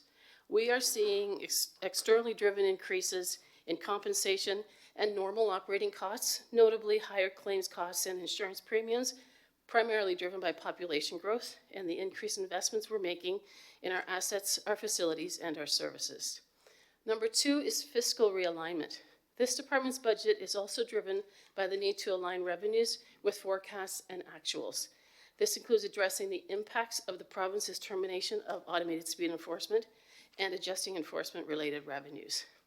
The third factor is increased service demand and complexity. Enforcement services requests, for example, have grown by almost 40% since 2023, particularly, as we know, in parking and property standards. This budget includes investments to address these increases. Next slide, please. In 2026, our investments are focused on strengthening protection for the city, right-sizing revenues, and enhancing compliance initiatives, including launching the first phase of a new automated enforcement camera pilot and expanding parking, sign, and seasonal enforcement on a net zero basis. To support these improvements and growing service demands, the 2026 budget includes targeted staff additions that are funded through operating recoveries with no tax impact. In total, the department is requesting 4 full-time and 8 part-time staff to support parking compliance and 10 contract inspectors to support seasonal enforcement. These positions strengthen inspection capacity, improve response times, and support citywide compliance initiatives. With the wind down of ASC, this still actually results in a net reduction in overall staffing for the department. Next slide. The total required for operating expenditures for this department in 2026 is $60.9 million, with approximately 70% of that offset by revenues and recoveries. This results in a net increase of about $3 million over 2025's budget. This budget was built to address unavoidable pressures, but it is also a budget designed for stability and sustainability. Next slide, please. Capital highlights. At year-end, $2.7 million from prior projects was carried forward to support the continued implementation of key initiatives, which include the hearing loop technology, the October election, and our compliance programs. Additionally, $45,000 was returned from the Enterprise Risk Management Capital Project, given that we now have in-house expertise. The department's capital represents less than 3% of the city's program. These investments are focused squarely on safety, reliability, and council priorities. So to highlight, we're focusing on delivering a seamless, accessible, and secure voting experience. And through early planning and coordination with IT, we have reduced election laptop costs by 50%. We are investing in officer safety equipment to keep our staff safe and properly equipped as they serve. We are expanding mobile automated parking technology to improve efficiency, and we are making significant investments to address housing safety and support our fire, building, licensing, and enforcement teams. Together, these targeted capital investments strengthen proactive inspections and education, improve compliance, reduce repeat issues, and deliver clear day-to-day benefits for our residents. Next slide, please. The 2026 capital program totals $8.7 million, with 71% of that funded through operating recoveries. This includes new capital funded positions to support the RL program, including those approved mid-2025, which are primarily offset by fines and user fees. This offset ensures that the cost of compliance-driven initiatives like RL and mobile parking are primarily supported through fine-related revenue rather than the general tax base. And the next slide, please. Every improvement, every innovation, and every success in this budget reflects our collective dedication to quality service delivery and our commitment to city building. In closing, I want to extend my sincere thanks to the entire Legislative Services team, our corporate partners, including the Budget Office and finance staff, our Legislative Services Vice Chair, Councillor Pellecci, and Chair, Councillor Santos. Thank you. Happy to answer any questions. Are there any questions? I don't see any questions. I have a motion moved by Deputy Mayor Singh, seconded by Councillor Tour, to receive the Legislative Services report. Thank you. Vote. All in favor? Motion carries. This takes us to item 9.1. Can we receive the Budget 2026 Community Engagement Summary? Has this been distributed, by the way? Okay. Okay, good point. And then 9.2, do we have that? Sorry, through you. Mayor Brown, we have a recommendation from the Community Safety Advisory Committee for Can we put that on the council's screen? consideration. Yes.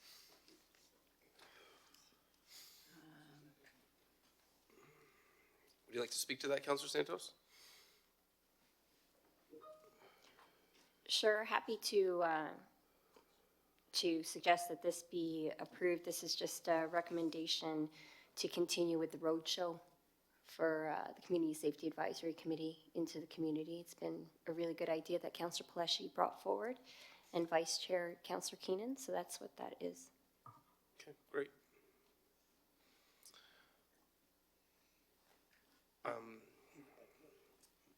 Moved by Councillor Pellecci, seconded by Councillor Santos. All those in favor? Motion carries.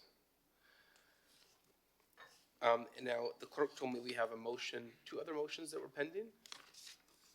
Through Mayor Brown, we have a motion that was mentioned about the fire inspection fees, and also one about shopping carts that's come forward. Okay. And then we have two that are sent in by Councillor Power and Councillor Santos. That's correct. So And on, I'm not sure. on the shopping carts motion, do we have that? Can we put that on the screen? This is moved by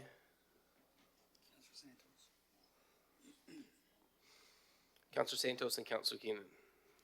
Okay. Any discussion? Sorry, Councillor Tour. Thank you, through you, Mayor Brown. I'm a little bit puzzled about the motion just because I understand the intent of it, but then talking to a few folks, people that work at Walmart, they don't have the ability to leave Walmart site, like the property that they're located. Like I'm quoting Walmart because that was the example Councillor Santos gave when introducing this, but they don't have the ability to leave their property to go retrieve a cart. That's been part of their challenge in being able to retrieve any of the carts. Like I don't think it's not in their interest to lose any of the carts. But what this does is like the carts that end up, whether in parks or creeks, I don't know how many of those happen throughout the year, but if the owner of those carts, being Walmart or any other store, doesn't allow their employees or doesn't have that ability to leave their site to go operate somewhere else, again, it's not that they can't allow them to do that. It is legally just their obligation to their, following their labor laws, anything to do with their unionization. They just don't have that capacity to ask them to leave the site, go retrieve the cart. They will have to just eat up the $100 fine. Just a question to staff on this, like, do we have like some data on like how many carts per year we're like retrieving? Through the mayor to Councillor Tour, approximately 400 to 500 is our estimate per year. Carts and is that like carts that we retrieve, or is that like when we do volunteer cleanups, volunteers are picking out and bringing them? Through the mayor, I think that's a combination of both of those. So both our cleanups and what we would find in our regular park maintenance. Do you know what again, I don't expect you to have the 100% answer on this. Just thinking out loud. Do you know what the reason is why these carts end up off property and going to parks and creeks? Through the mayor, not specifically. I'm sure there's a variety of reasons, but I don't know if I could narrow it down to one other than people taking them off site for a variety of reasons. Yeah, and that's where my concern is also that like this penalizes the store owners to do that, but I don't know the underlying reason of why people take off carts from property. I don't think you have that answer. I don't think a lot of us will have that answer unless we really dug into it. The only time where I have seen in our area, we have a couple of stores where I have seen people walk away with a cart. I don't know if they bring it back or not, as people that don't have vehicles or they are in precarious situations where, for whatever reason, if they're not able to take their groceries or stuff home with them, that they have carted those off, hoping that they are bringing that back as well. Like once they've reached their home, if they're living in the neighborhood.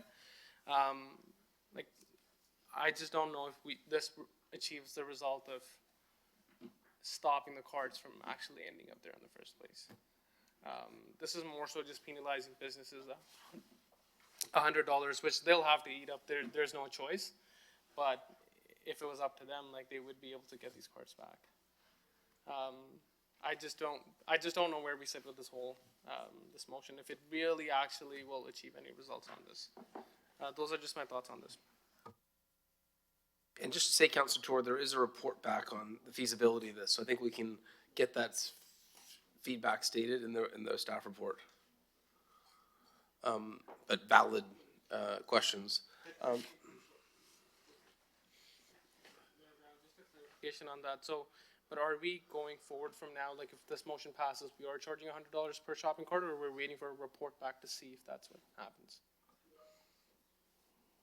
My read of this is there's a report back on the feasibility of it. Okay, Councillor Santos. Thank you, through you, Mr. Chair. So I've been working directly with some support from the Economic Development Office on this as well, to reach out to specifically Walmart. And Walmart did say in writing in correspondence that in fact they have a contractor, not staff, who go out and try to collect as many carts into the community as possible. The challenge is that when residents call bylaw enforcement or 311 to report carts at transit stations or in green spaces or in playgrounds Or in stormwater management ponds, for example, we know People Against Littering is ongoingly, bless their hearts, pulling these carts out of ponds and creeks. That it is, residents are expecting us to take care of it. And at a cost, Parks and Recreation as well as bylaw enforcement end up having to collect the carts. And because it is not the property of ours, we have to return it back to mostly Walmart, where we get most of the complaints from. Which is why the fee to collect is there to recover some of that collection cost when, for example, the Walmart contractor is not getting to it on time. The actual number 3 is the feasibility study to look at requiring the retailers to actually implement or re-implement their coin dispensers to keep their carts locked so that their property remains on their property and doesn't leave their property. So for example, Giant Tiger, I never see any carts or very few carts in our public green spaces and litter of their carts and their property on public green spaces because they have a GPS locking technology on their carts. And in fact, Walmart has the capability of reinstalling or reinstituting their locked coin carts back, but for some reason in Brampton, they're not. And in the correspondence from Walmart, it does say that, in fact, they do implement the lock technology with the coin dispensers for their shopping carts in other municipalities, but not in Brampton. And so we're looking, so if they're saying to us, we have the technology, but we're not going to do it in Brampton, and they have a contractor who's trying to pick up these carts to avoid the litter in the carts, but they're not doing a good job, and then residents are complaining to us to actually collect them. If we don't collect them, who's going to do it? Because if we don't charge a fee, because we're doing it right now. So through you, Mr. Mayor, to staff, who is collecting these carts at the moment? Through the mayor, that would be our staff, perhaps some of Public Works maybe as well. And volunteers like People Against Littering. So the reality is that big, huge companies like Walmart have the capacity to take care of their own property, but they are currently relying on city property tax dollars to clean up their mess. And for sure, it's not perhaps, I can guarantee you if they implemented their coin dispenser technology and locked their carts like they do in other municipalities, those carts would likely not end up in our stormwater management ponds, our green spaces, our trails, our transit stops for our staff to collect instead of dealing with other issues across the city. So that is the intention of the motion. I know Councillor Keenan faces similar issues in wards 3 and 4 as well. And I know that wherever there is a Walmart nearby, that is what is happening in our green spaces and our stormwater management water ponds. And Bill Godfrey will be the first to tell you, how many that he has fished out of green spaces and stormwater management ponds. Okay, thank you, Councillor Santos.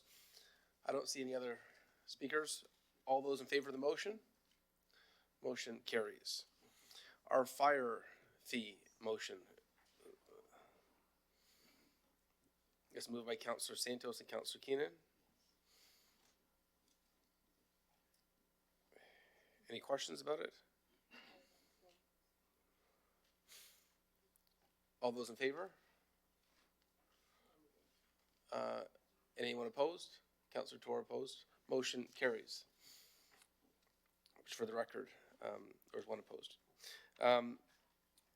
Now it's time for Councillor Power and Councillor Santos's motion. I've got Councillor Power on the screen. The clerk did note for me that neither motion had seconders, but just to verify an update, do we have seconders for the motions now? I believe. To the clerk? To you, Mayor Brown, I believe Councillor Power has a seconder, and... Okay. Okay, Councillor Power, the floor is yours. Thank you, Mr. Mayor. Madam Clerk, if you can pull the motion up on the screen. First and foremost, this is probably the largest single heated debate that we've ever had with bike lanes. And I don't know if there's an actual true way to find everybody's happiness. I wish there were.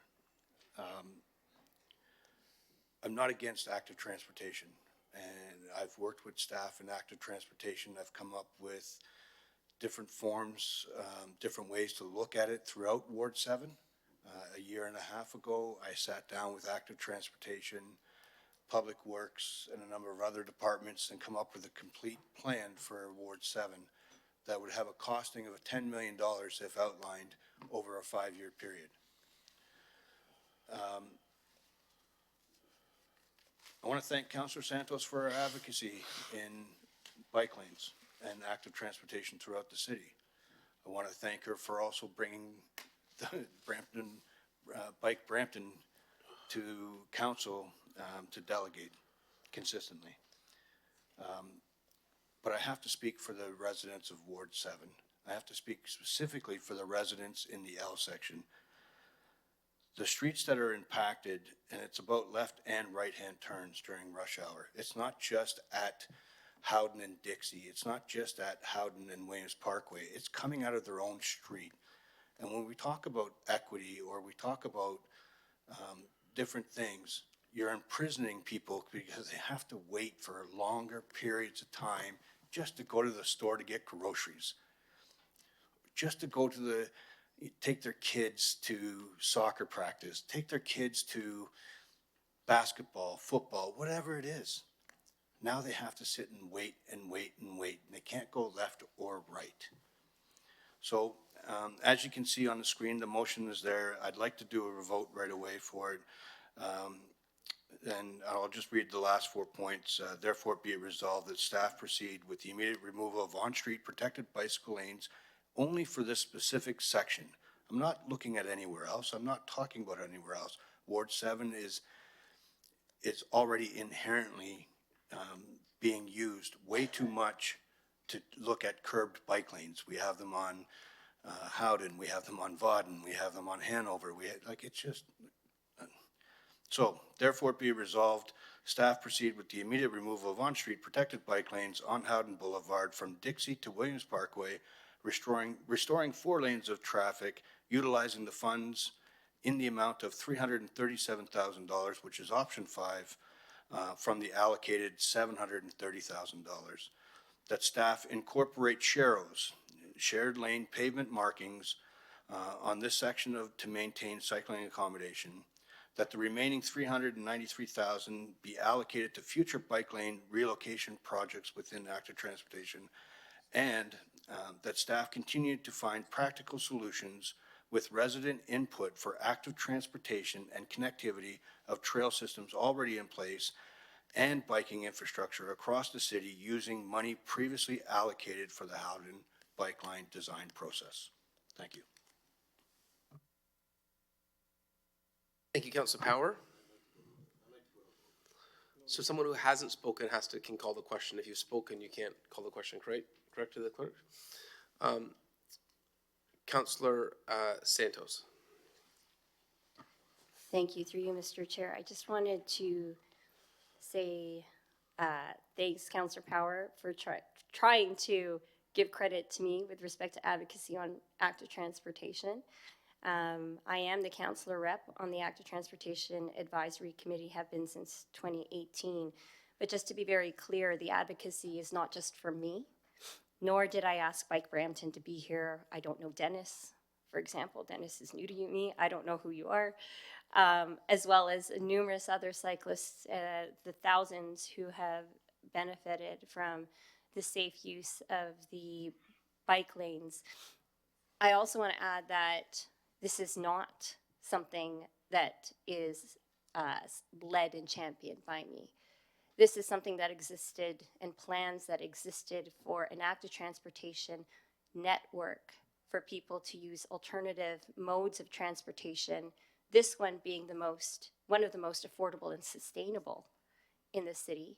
I'd like to add that in 2012, bike racks were installed on Brampton Transit buses in order to accommodate first mile, last mile. That was a time when I was not on council. It was a time, I don't even know, Councillor Medeiros, if you were on council at that time. But the entire trail system and active transportation network was born in 2002 and proceeded with unanimous vote after unanimous vote by members of council here, but also members of council in the previous term and the previous term before that. And so while people like to point the finger and say that it's all Councillor Santos's championing, it actually is not. I'm just championing the facts, the evidence, and the data that demonstrate around the world that this is one way to deal with congestion, growing congestion in growing communities like the city of Brampton. I also want to add that there was a provincial court ruling that ruled that the removal of bike lane infrastructure in Toronto was constitutionally challenged, and the court ruled in favor to keep the bike lanes in order to protect public safety, and that appeal process begins in court tomorrow. So we don't know whether or not that ruling will be upheld or not. In the meantime, the province of Ontario, despite waiting for that appeal to happen, is making compromises in the city of Toronto in order to maintain the protected bike lanes and the network in the city of Toronto. What is unfortunate about this motion is that despite the evidence from the city of Brampton, staff and experts, even beyond the time I was elected, despite all of that, including unanimous votes to support the connected network, this motion actually tries to remove our own bike lanes that we implemented ourselves. And so if there is a court injunction or a court challenge, my guess is that it will be very easily consistent with what the original court ruling was in Toronto, because it's not the province doing it, it's us with our own data and our own evidence. That being said, this is the first time I am seeing this motion over the past few days. We've, as council colleagues, as the mayor suggested, we've been trying to find compromises to maintain the connected network. And the mayor has always said that you need to make sure that if you remove a piece of the network, you have to find an alternative. And I was also told that the motion would include the implementation of a multi-purpose path along Howden from Dixie to Williams Parkway. That is not in the motion right now, so I would like to make sure that that is in the motion and an amendment is made accordingly, because that would be an alternate route. Having a multi-purpose path instead of that bike lane that is existing there since 2020, since COVID, is an alternative route. But right now, there's no alternative route. The other thing that I would like to add as an amendment, because Sharrows are not an alternative to a bike lane, and it will completely reverse all of the progress that we have made with respect to speeding and traffic calming. It actually, question to staff, going back to 4 lanes of traffic on this particular stretch of road, would it be contrary to our mobility plan with respect to induced demand and all the various benefits that we have achieved on traffic calming, road safety, congestion, etc.? So question to staff.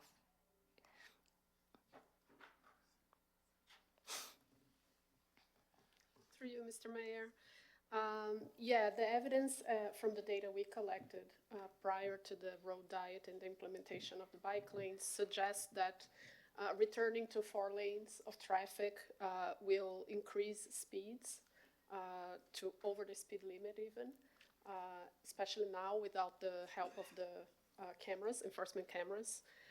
It will also increase the volume, the traffic volume, so attracting more people according to the concept of the induced demand, and also cut through traffic. And of course, decrease the volume of cyclists. Okay. Nelson? Yeah. Sorry, through the chair. If I can add, I think the biggest push for the mobility plan is about mobility. And I think what's expected, the population and employment expected for the city, we've got to think different. And that is different modes. We can't just rely on the automobile and the single occupancy travel throughout the city. So this, reversing a movement like this speaks against, what some of the goals that are outlined in that Brampton Mobility Plan, and that's to encourage alternate modes of travel. Okay, thank you. And back to the rocks. So essentially, going back to the 4 lanes would bring us back to 2012 when the rocks and the boulders were implemented. So can we talk about the rocks and why the rocks are there?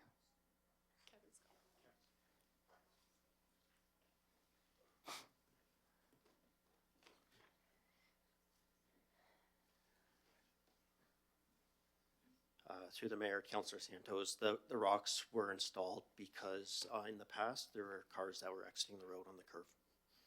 Okay, thank you. So the rocks were there. Actually, it was Councillor Fortini who told me about the rocks in the summer, concerned about speeding returning should those bike lanes end up being removed, because we have seen significant improvements to traffic calming. And that is consistent with our rule book when it comes to traffic calming as well. And so I think a couple of things for council to consider is, number one, I think it would be okay for us to remove the concrete barriers from Williams Parkway to Dixie, specifically along that Howden route. But what I do not think is a compromise, what I don't think is a fair compromise, because what we are compromising here is when you remove the concrete barriers, that's safety measure number 1.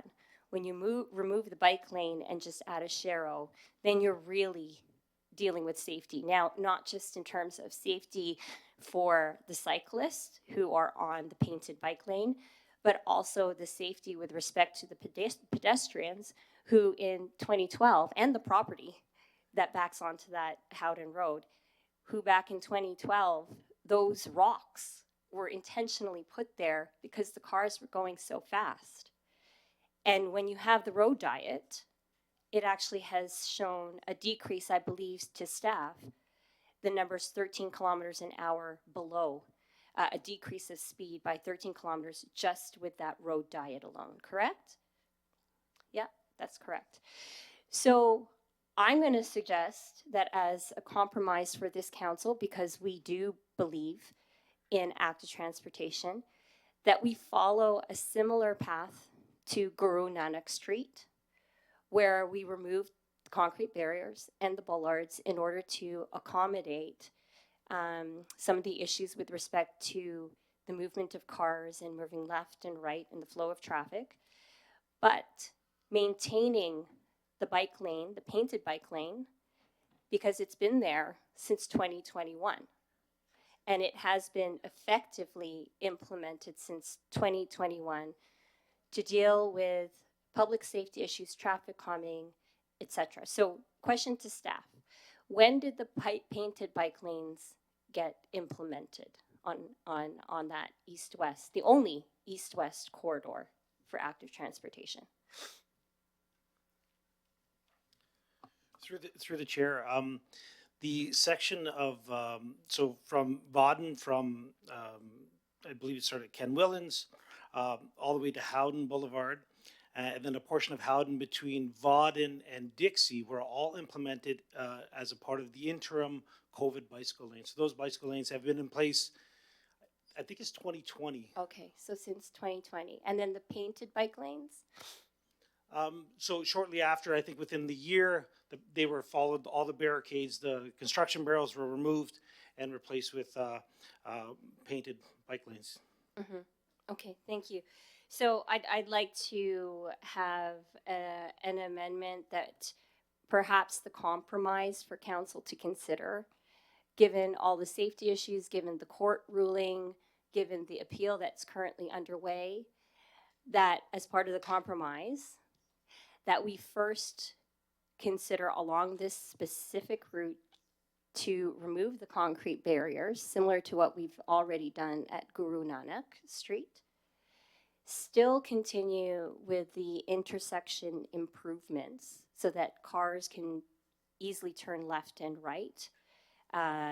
Because I believe through you, Mr. Chair, to Nelson, is the region already making improvements to the intersection at Dixie and Howden already? Are they planning to do that? Through the chair, there's 2 construction projects that would be impacted. On Williams Parkway is currently under construction, and already we have some provisions already at the intersection that would take the on-road infrastructure into the boulevard. That design would have to be modified to include a longer portion, depending on what we do with the bicycle lanes leading up to the intersection. And then on Dixie, it's also subject to a construction project and is currently under design, where we've introduced boulevard infrastructure. So there's tie-in to proposed multi-use paths that are planned for Dixie Road, and they would transition into a boulevard path prior to the intersection. So that design work is already on the way. Okay, so because that regional design is already being planned at that intersection, that is consistent with the work that staff had already recommended in terms of improving the traffic flow at that intersection so that there isn't as much congestion. And, you know, my recommendation number 2, in terms of, the removal of concrete barriers while maintaining the painted bike lanes is consistent with the delegation that came in on Tuesday last week, and consistent with some of the requests from the cycling community, active transportation community, because that painted bike lane was always there since 2021. Now, I think number 2, in terms of the multi-purpose path is important. However, if we remove the bike lanes and only put sharrows with nothing there right now, is there a gap in the network, and for how long? Through the chair, I think our recommendation would be not to put in sharrows, just given the nature of the roadway. Sharrows are used for, currently in the city, we use them for wayfinding. We use them in applications where we identified a network piece and it's too narrow, but we still want to provide that positive guidance to lower stress roads, like Mill Street's a good example of that. It's not wide enough for a bicycle lane, so we're putting in sharrows. It directs users to a more bicycle-friendly roadway because it's a local street. We also use it for positioning bicycles in a lane, whether they should be, to the right if it's a wider lane, or share the lane in narrow situations. So the recent guidance from the province is suggesting that it's not a cycling infrastructure. So if the intent is to build the infrastructure, it would be no different than just having a regular, condition like you would on any street that doesn't have any cycling infrastructure. You're sharing the road. Okay, so is there any evidence or proof to say that sharrows is safer for cyclists or cars on this particular stretch of road? Or would we have recommended putting sharrows originally on Howden Boulevard? No, given the traffic volume, given the speeds, given just the cross section of the road, that would not be. And again, more recent provincial guidance is that's not the application. It's not intended to be a facility type.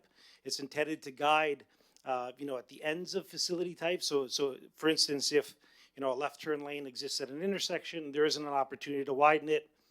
that would be probably a decent application of a Shero, just at the intersection to show, drivers that bicycles are sharing this space. So to Councillor Santos, I've been advised by the clerk, if we're debating an amendment, we should have a seconder to that amendment before we determine if we need a seconder. We would have to ask if it's friendly, because we're veering into debate on the amendment. So if I can go to Councillor Power, is this a friendly amendment? I have another amendment. So let's go to the first one. Councillor Power. Thank you, through the mayor. I'm lost. I don't know where we are. I will agree to a friendly, I think the clerk has new wording for number 3, which would say, that the remaining $393,000 be allocated to future bike lane relocation projects within active transportation, including a multi-use pathway along the same route.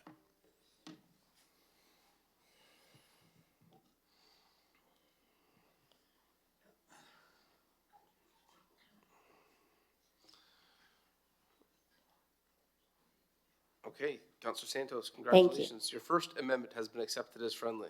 Great.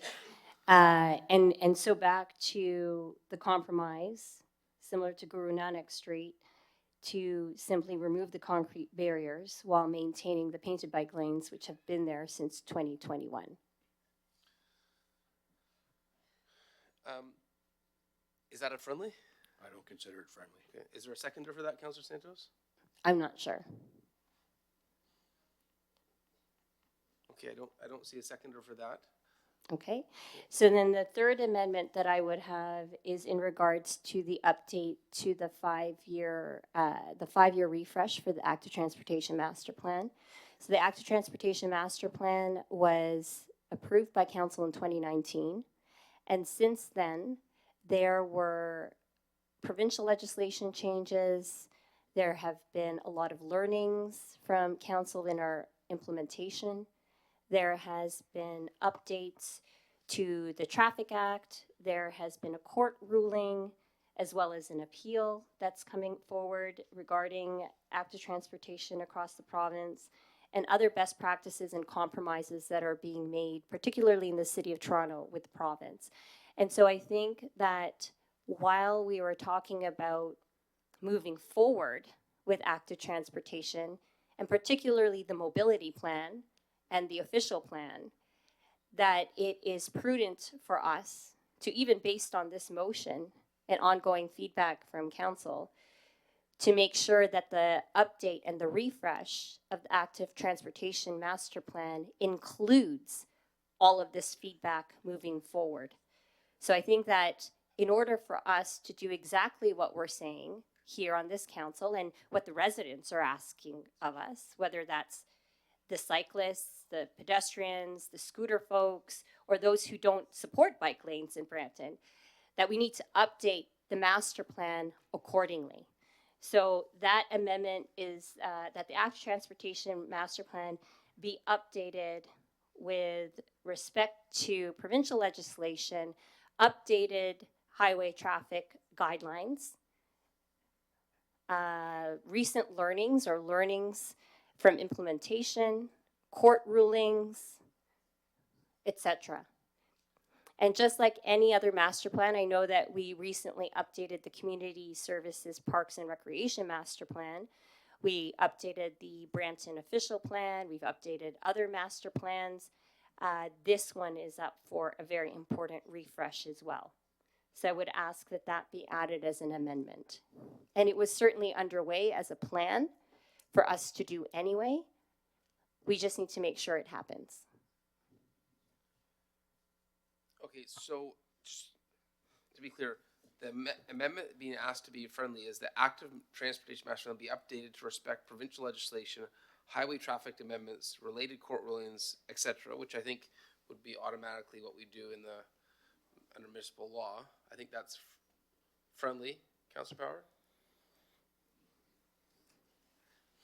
Thank you, through the mayor. Maybe staff can speak to this, because I remember a video being introduced with a staff member and a council member that said that the master plan was updated with, wherever possible, bike lanes would be relocated to boulevards, or any new bike lanes would be added to boulevards. So if it's already been updated, why are we doing this as a friendly? I think we always have to adhere to provincial legislation, so it's probably unnecessary, but I think in the spirit of all ideas are good, I think this would be a nice friendly amendment. I don't see it as a friendly. Okay, through you, Mr. Mayor, then I would ask somebody to second it so we could update the active transportation master plan. And if staff can respond as to whether or not the update to the active transportation master plan has been done yet and what needs to be updated.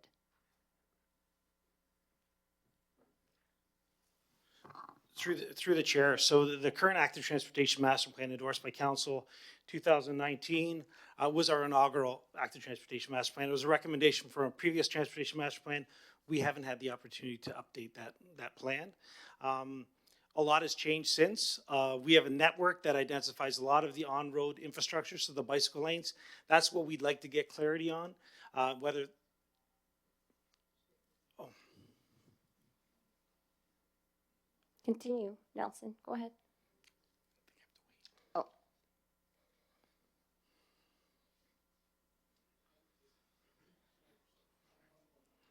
Okay, point of order, Councillor Tour. Thank you, through you, Mayor Brown. I think that amendment specifically today doesn't relate to our budget discussion. This is a special council meeting just for budget. If that could be taken at a different time, whenever we can get regular updates on the active transportation master plan, maybe that's when we can discuss and maybe dive deeper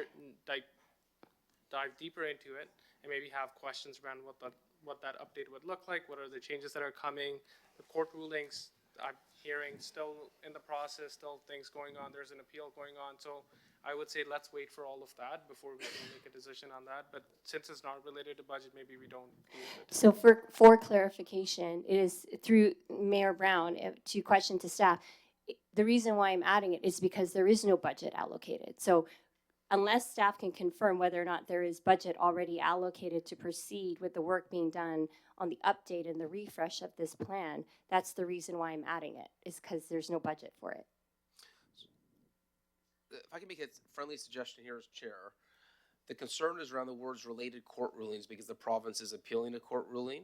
If you took that out and just said provincial legislation and Highway Traffic Act, cities under the Municipal Act have to comply with provincial legislation. And so this should not be controversial. It should be straightforward. If you remove the word related court rulings, Councillor Santos, I think then you could have, hopefully find agreement. Sure. Councillor Power and Tor, removing the words related court rulings, can you accept this wording that we already legally have to abide by? Yes? I see a nod from Councillor Tor. Councillor Power? Okay. Delete those last few words. We have that as a friendly. Okay. I know we all want to vote. I do have to finish the list. Councillor Santos, are you done? I'm done, but I will call for a recorded vote. And as the motion is written now, I won't be supporting it because Sharrows are not a replacement for safe active transportation. And so I can't support that. And certainly the compromise to remove the concrete barrier and keep the bike lanes, painted bike lanes there as part of a key piece of the east-west network for people to get safely to the Brownlee City Center, to Chinguacousy Park, to the TMU Medical School. I can't support that for safety reasons. And should an accident or anything horrible happen along that corridor, I do not want to be responsible. So I'm done my questions and would like a recorded vote. Councillor Fertini. Thank you, Mr. Mayor. Very problems, going back in 2019, if we would put them on the boulevards, we would be in this situation, but we all agreed to carry on with this master plan at the time. I lived down the street from the L section. It's very, very hard to make turns. And we had a town hall there this summer in one of the driveways. It took me 45 minutes just to get there. So I do feel for those residents. And it's causing a problem also in North Park. But they're removing the concrete is not going to solve the problem. It's still going to end up with one lane. So I'm happy to second this motion, Councillor Tour, since I'm the area councillor. And I also like a recorded vote. Okay, there's already a request to the recorded vote, and that would And be I'm happy to second as the area councillor to, yeah, I'm completely removed. Councillor Power? Okay. Okay. Thank you. Okay, there are no other speakers. I was saving the last word to myself. I know this has been a divisive topic. First of all, I want to say thank you to Councillor Santos. I think we know the direction this is going, and she's put, we're not voting on her motion, but she put a ton of research and effort into it, and has been a passionate advocate for active transportation in the city on behalf of all those cyclists. And we all voted for this in 2019, for those that were on council then. And so I went to the town hall in Ward 7 and 8, and I heard loud and clear from the residents. They weren't upset, they were livid. And so I get why the councillors are raising this concern. I hope this doesn't take away from our commitment to active transportation. I did like Councillor Santos's motion in the sense that I thought it was a compromise removing the barriers, but at the end of the day, we're a democracy, and this seems to be the will of the majority. Don't leave today and saying we're walking away from active transportation. We have 560 kilometers that work well. We're going to continue to expand active transportation. The Brampton-Orangeville rail line that we're investing in new subdivisions where there isn't the acrimony of past driving patterns. We're continuing to invest in active transportation. We put it in our budget each year.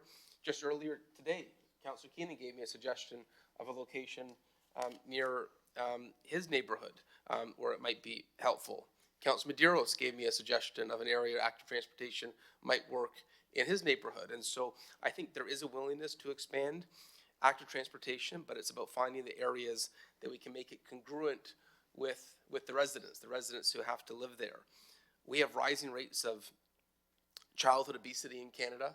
We do want to encourage healthy, active lifestyles.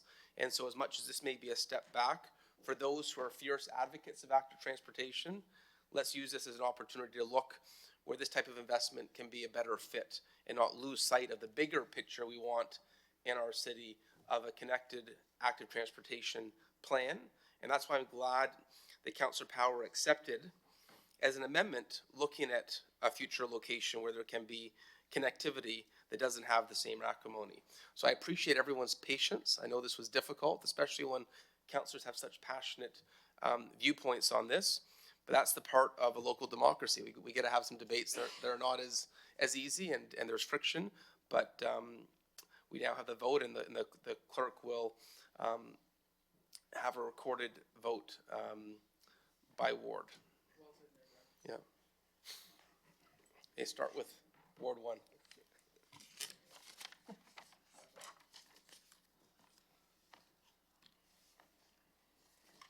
Through Mayor Brown, a recorded vote for the motion on screen as amended through the friendly amendments. Councillor Santos, or actually all in favor, please rise. And I see Councillor Medeiros, Councillor Fortini, Councillor Power, Councillor Tour, Deputy Mayor Singh, Mayor Brown, Councillor Keenan, Councillor Brar, Councillor Vicente. All those opposed, please stand. I see Councillor Santos. Online we have Councillor Paleshi. Councillor, how do you vote? In favor. That motion carries. Okay, so that completes the motions on the floor today and the presentations. To the clerk, is there any, I know we have Friday allocated as well.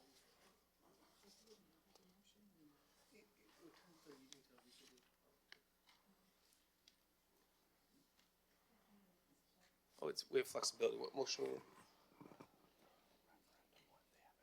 Oh, yes. Do you want to do that? No, that would be council, wouldn't it be?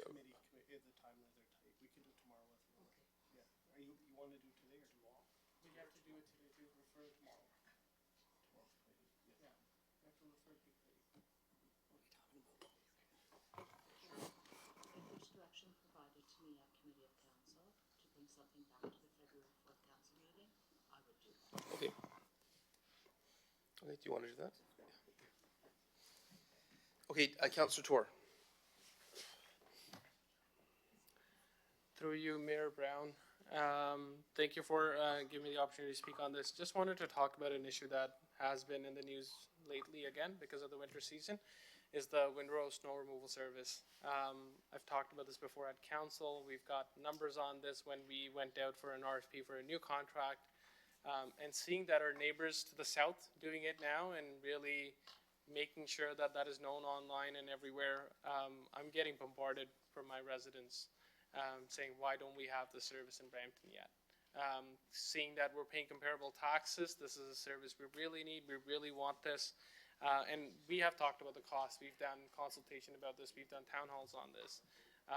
And there's no decisiveness in which way to proceed on this.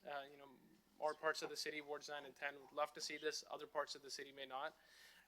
So in consultation with Mayor Brown, yourself, Deputy Mayor, I'd like to, I think maybe Councilor Vicente wants to speak to the same thing too. I'll pause here, I'll let Councilor Vicente speak and then maybe we'll go from there. Thank you.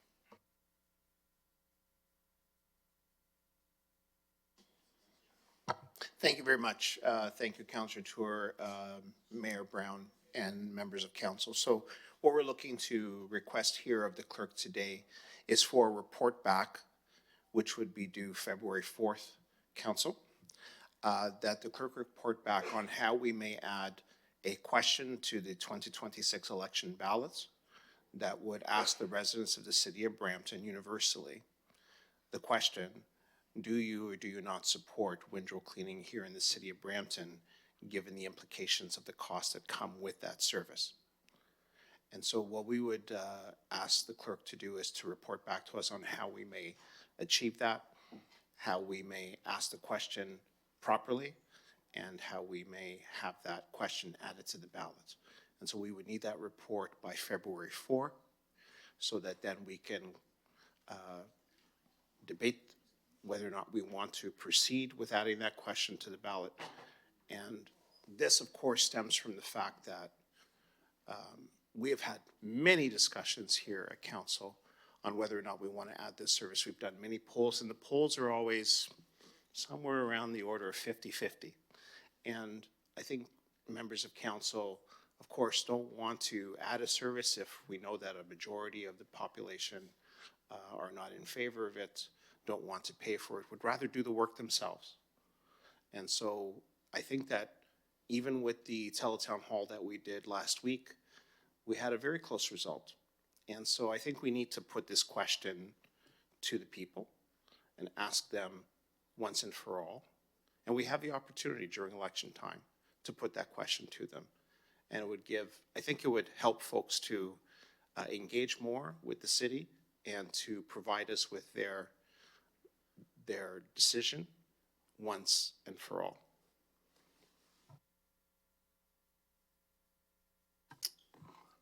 Deputy Mayor Singh. No, I don't have, sorry, I'm good. Councillor Santos. Thank you, through you, Mr. Chair. So I'm fine to put it on the ballot. The challenge that I have here is that I don't know if residents are going to be aware that if they vote yes, property taxes will go up accordingly for the windrow cleaning service, and they may not be able to access the windrow cleaning service. So if the ballot question is yes, and somebody clicks yes, they're going to expect, if they live on a small little street in downtown Brampton, or they live in a cul-de-sac or a crescent or a court, they're going to expect to get that windrow service. But the reality is that we know that that equipment and that windrow service and those machines are not necessarily going to get to clean their windrow. Although their property taxes are going to increase, it's going to be great for the people who can access that service. But the people who can't, I'm pretty sure, are going to be pretty pissed with increase subsidizing other people's windrow cleaning. So I would support this, but how are you going to communicate that to residents on a ballot? Yeah, and Councillor James, I think we put that in the report back, but I agree with you that the cost should be stated and the percentage of the city that can be covered. For example, people tell me about service in Toronto. It's only 10% of the city of Toronto that has it. In Mississauga, it's 120,000 homes. And so I just think full transparency, get feedback based on that full transparency can't hurt to have that feedback. And that's why I was intrigued by Councillor Torr's idea, as long as you include everything. And then just a follow-up question. So to your point earlier, Councillor Tour, about this being appropriately filed at a budget meeting versus a council or committee council meeting, is it, I guess, are you asking for the cost to put it on the ballot? Because this is a budget meeting? I'm just trying to help you out here.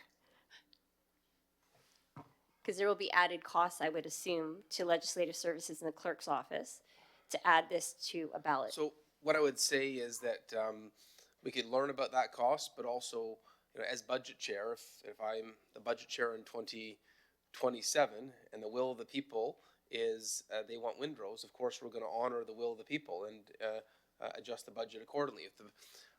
So far, it's been a 44% against, 41% for. It's been consistently against, but by very small margins. I think what Councillor Vicente and Councillor Torr are asking for is, given it's been small margins against, let's get a real test of what the city is, because this is sort of like bike lanes. There's passionate opinions on both sides on windrows. You hear people that saying, don't damage my lawn, and people saying, I want my driveway cleaned. Right. Thank you. So when the report comes back, I think we need to look at the different costs and experiences, particularly from other municipalities, to your point, Mr. Mayor, where there are complaints about damaged lawns and the cost to repair those lawns once those machines have damaged the lawns, et cetera, et cetera.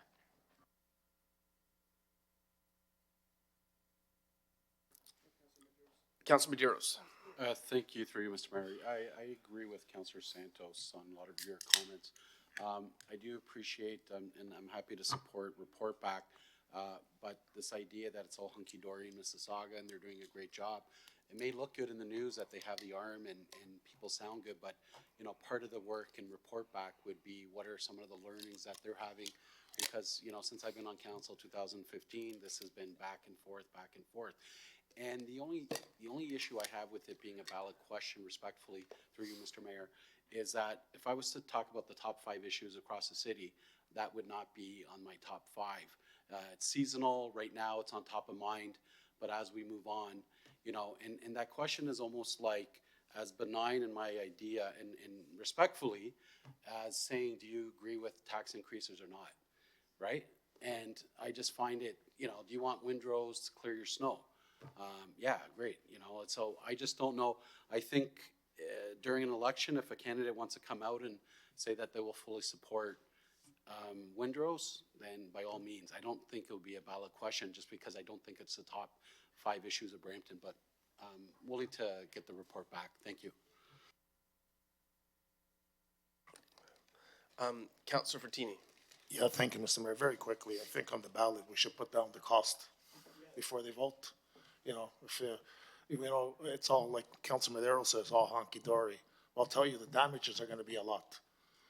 When you get curbs that are level with the asphalt goes down, you got that much curb, and that guy can't see it. We're going to be repairing it at the end.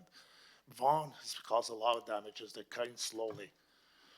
We also give the snow $300 or $400. Mississauga doesn't do. And if you're putting these curb machines there, that means more drivers, more machines. And it's going to take time to clean. Because you don't go just the same way.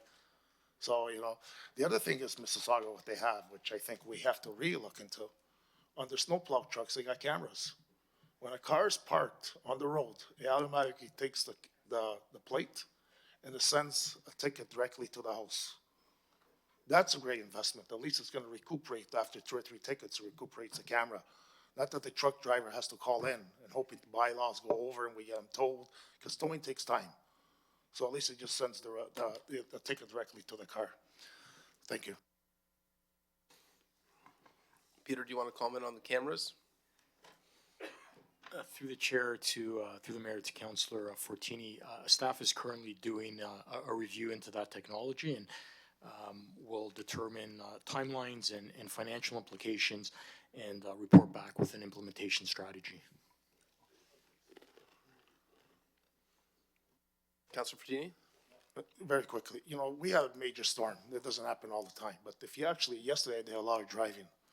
They did a pretty good job compared to the snow. The sidewalks, yes, it's not that easy because when you're plowing with a V-plow, you're driving, it falls behind because the snow's a lot. But the roads were 90%. They were pretty good.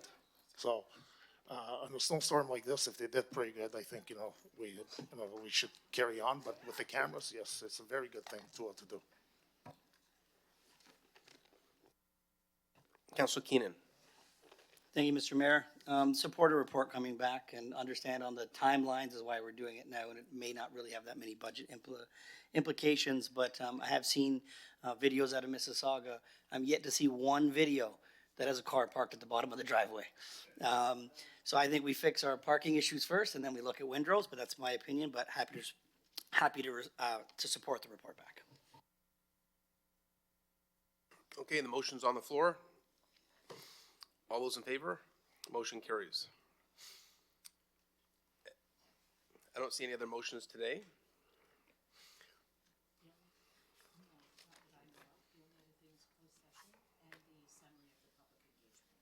Which we can do on Friday. Okay, so that adjourns today's meeting. Thank you for everyone's patience and 9 a.m. Friday.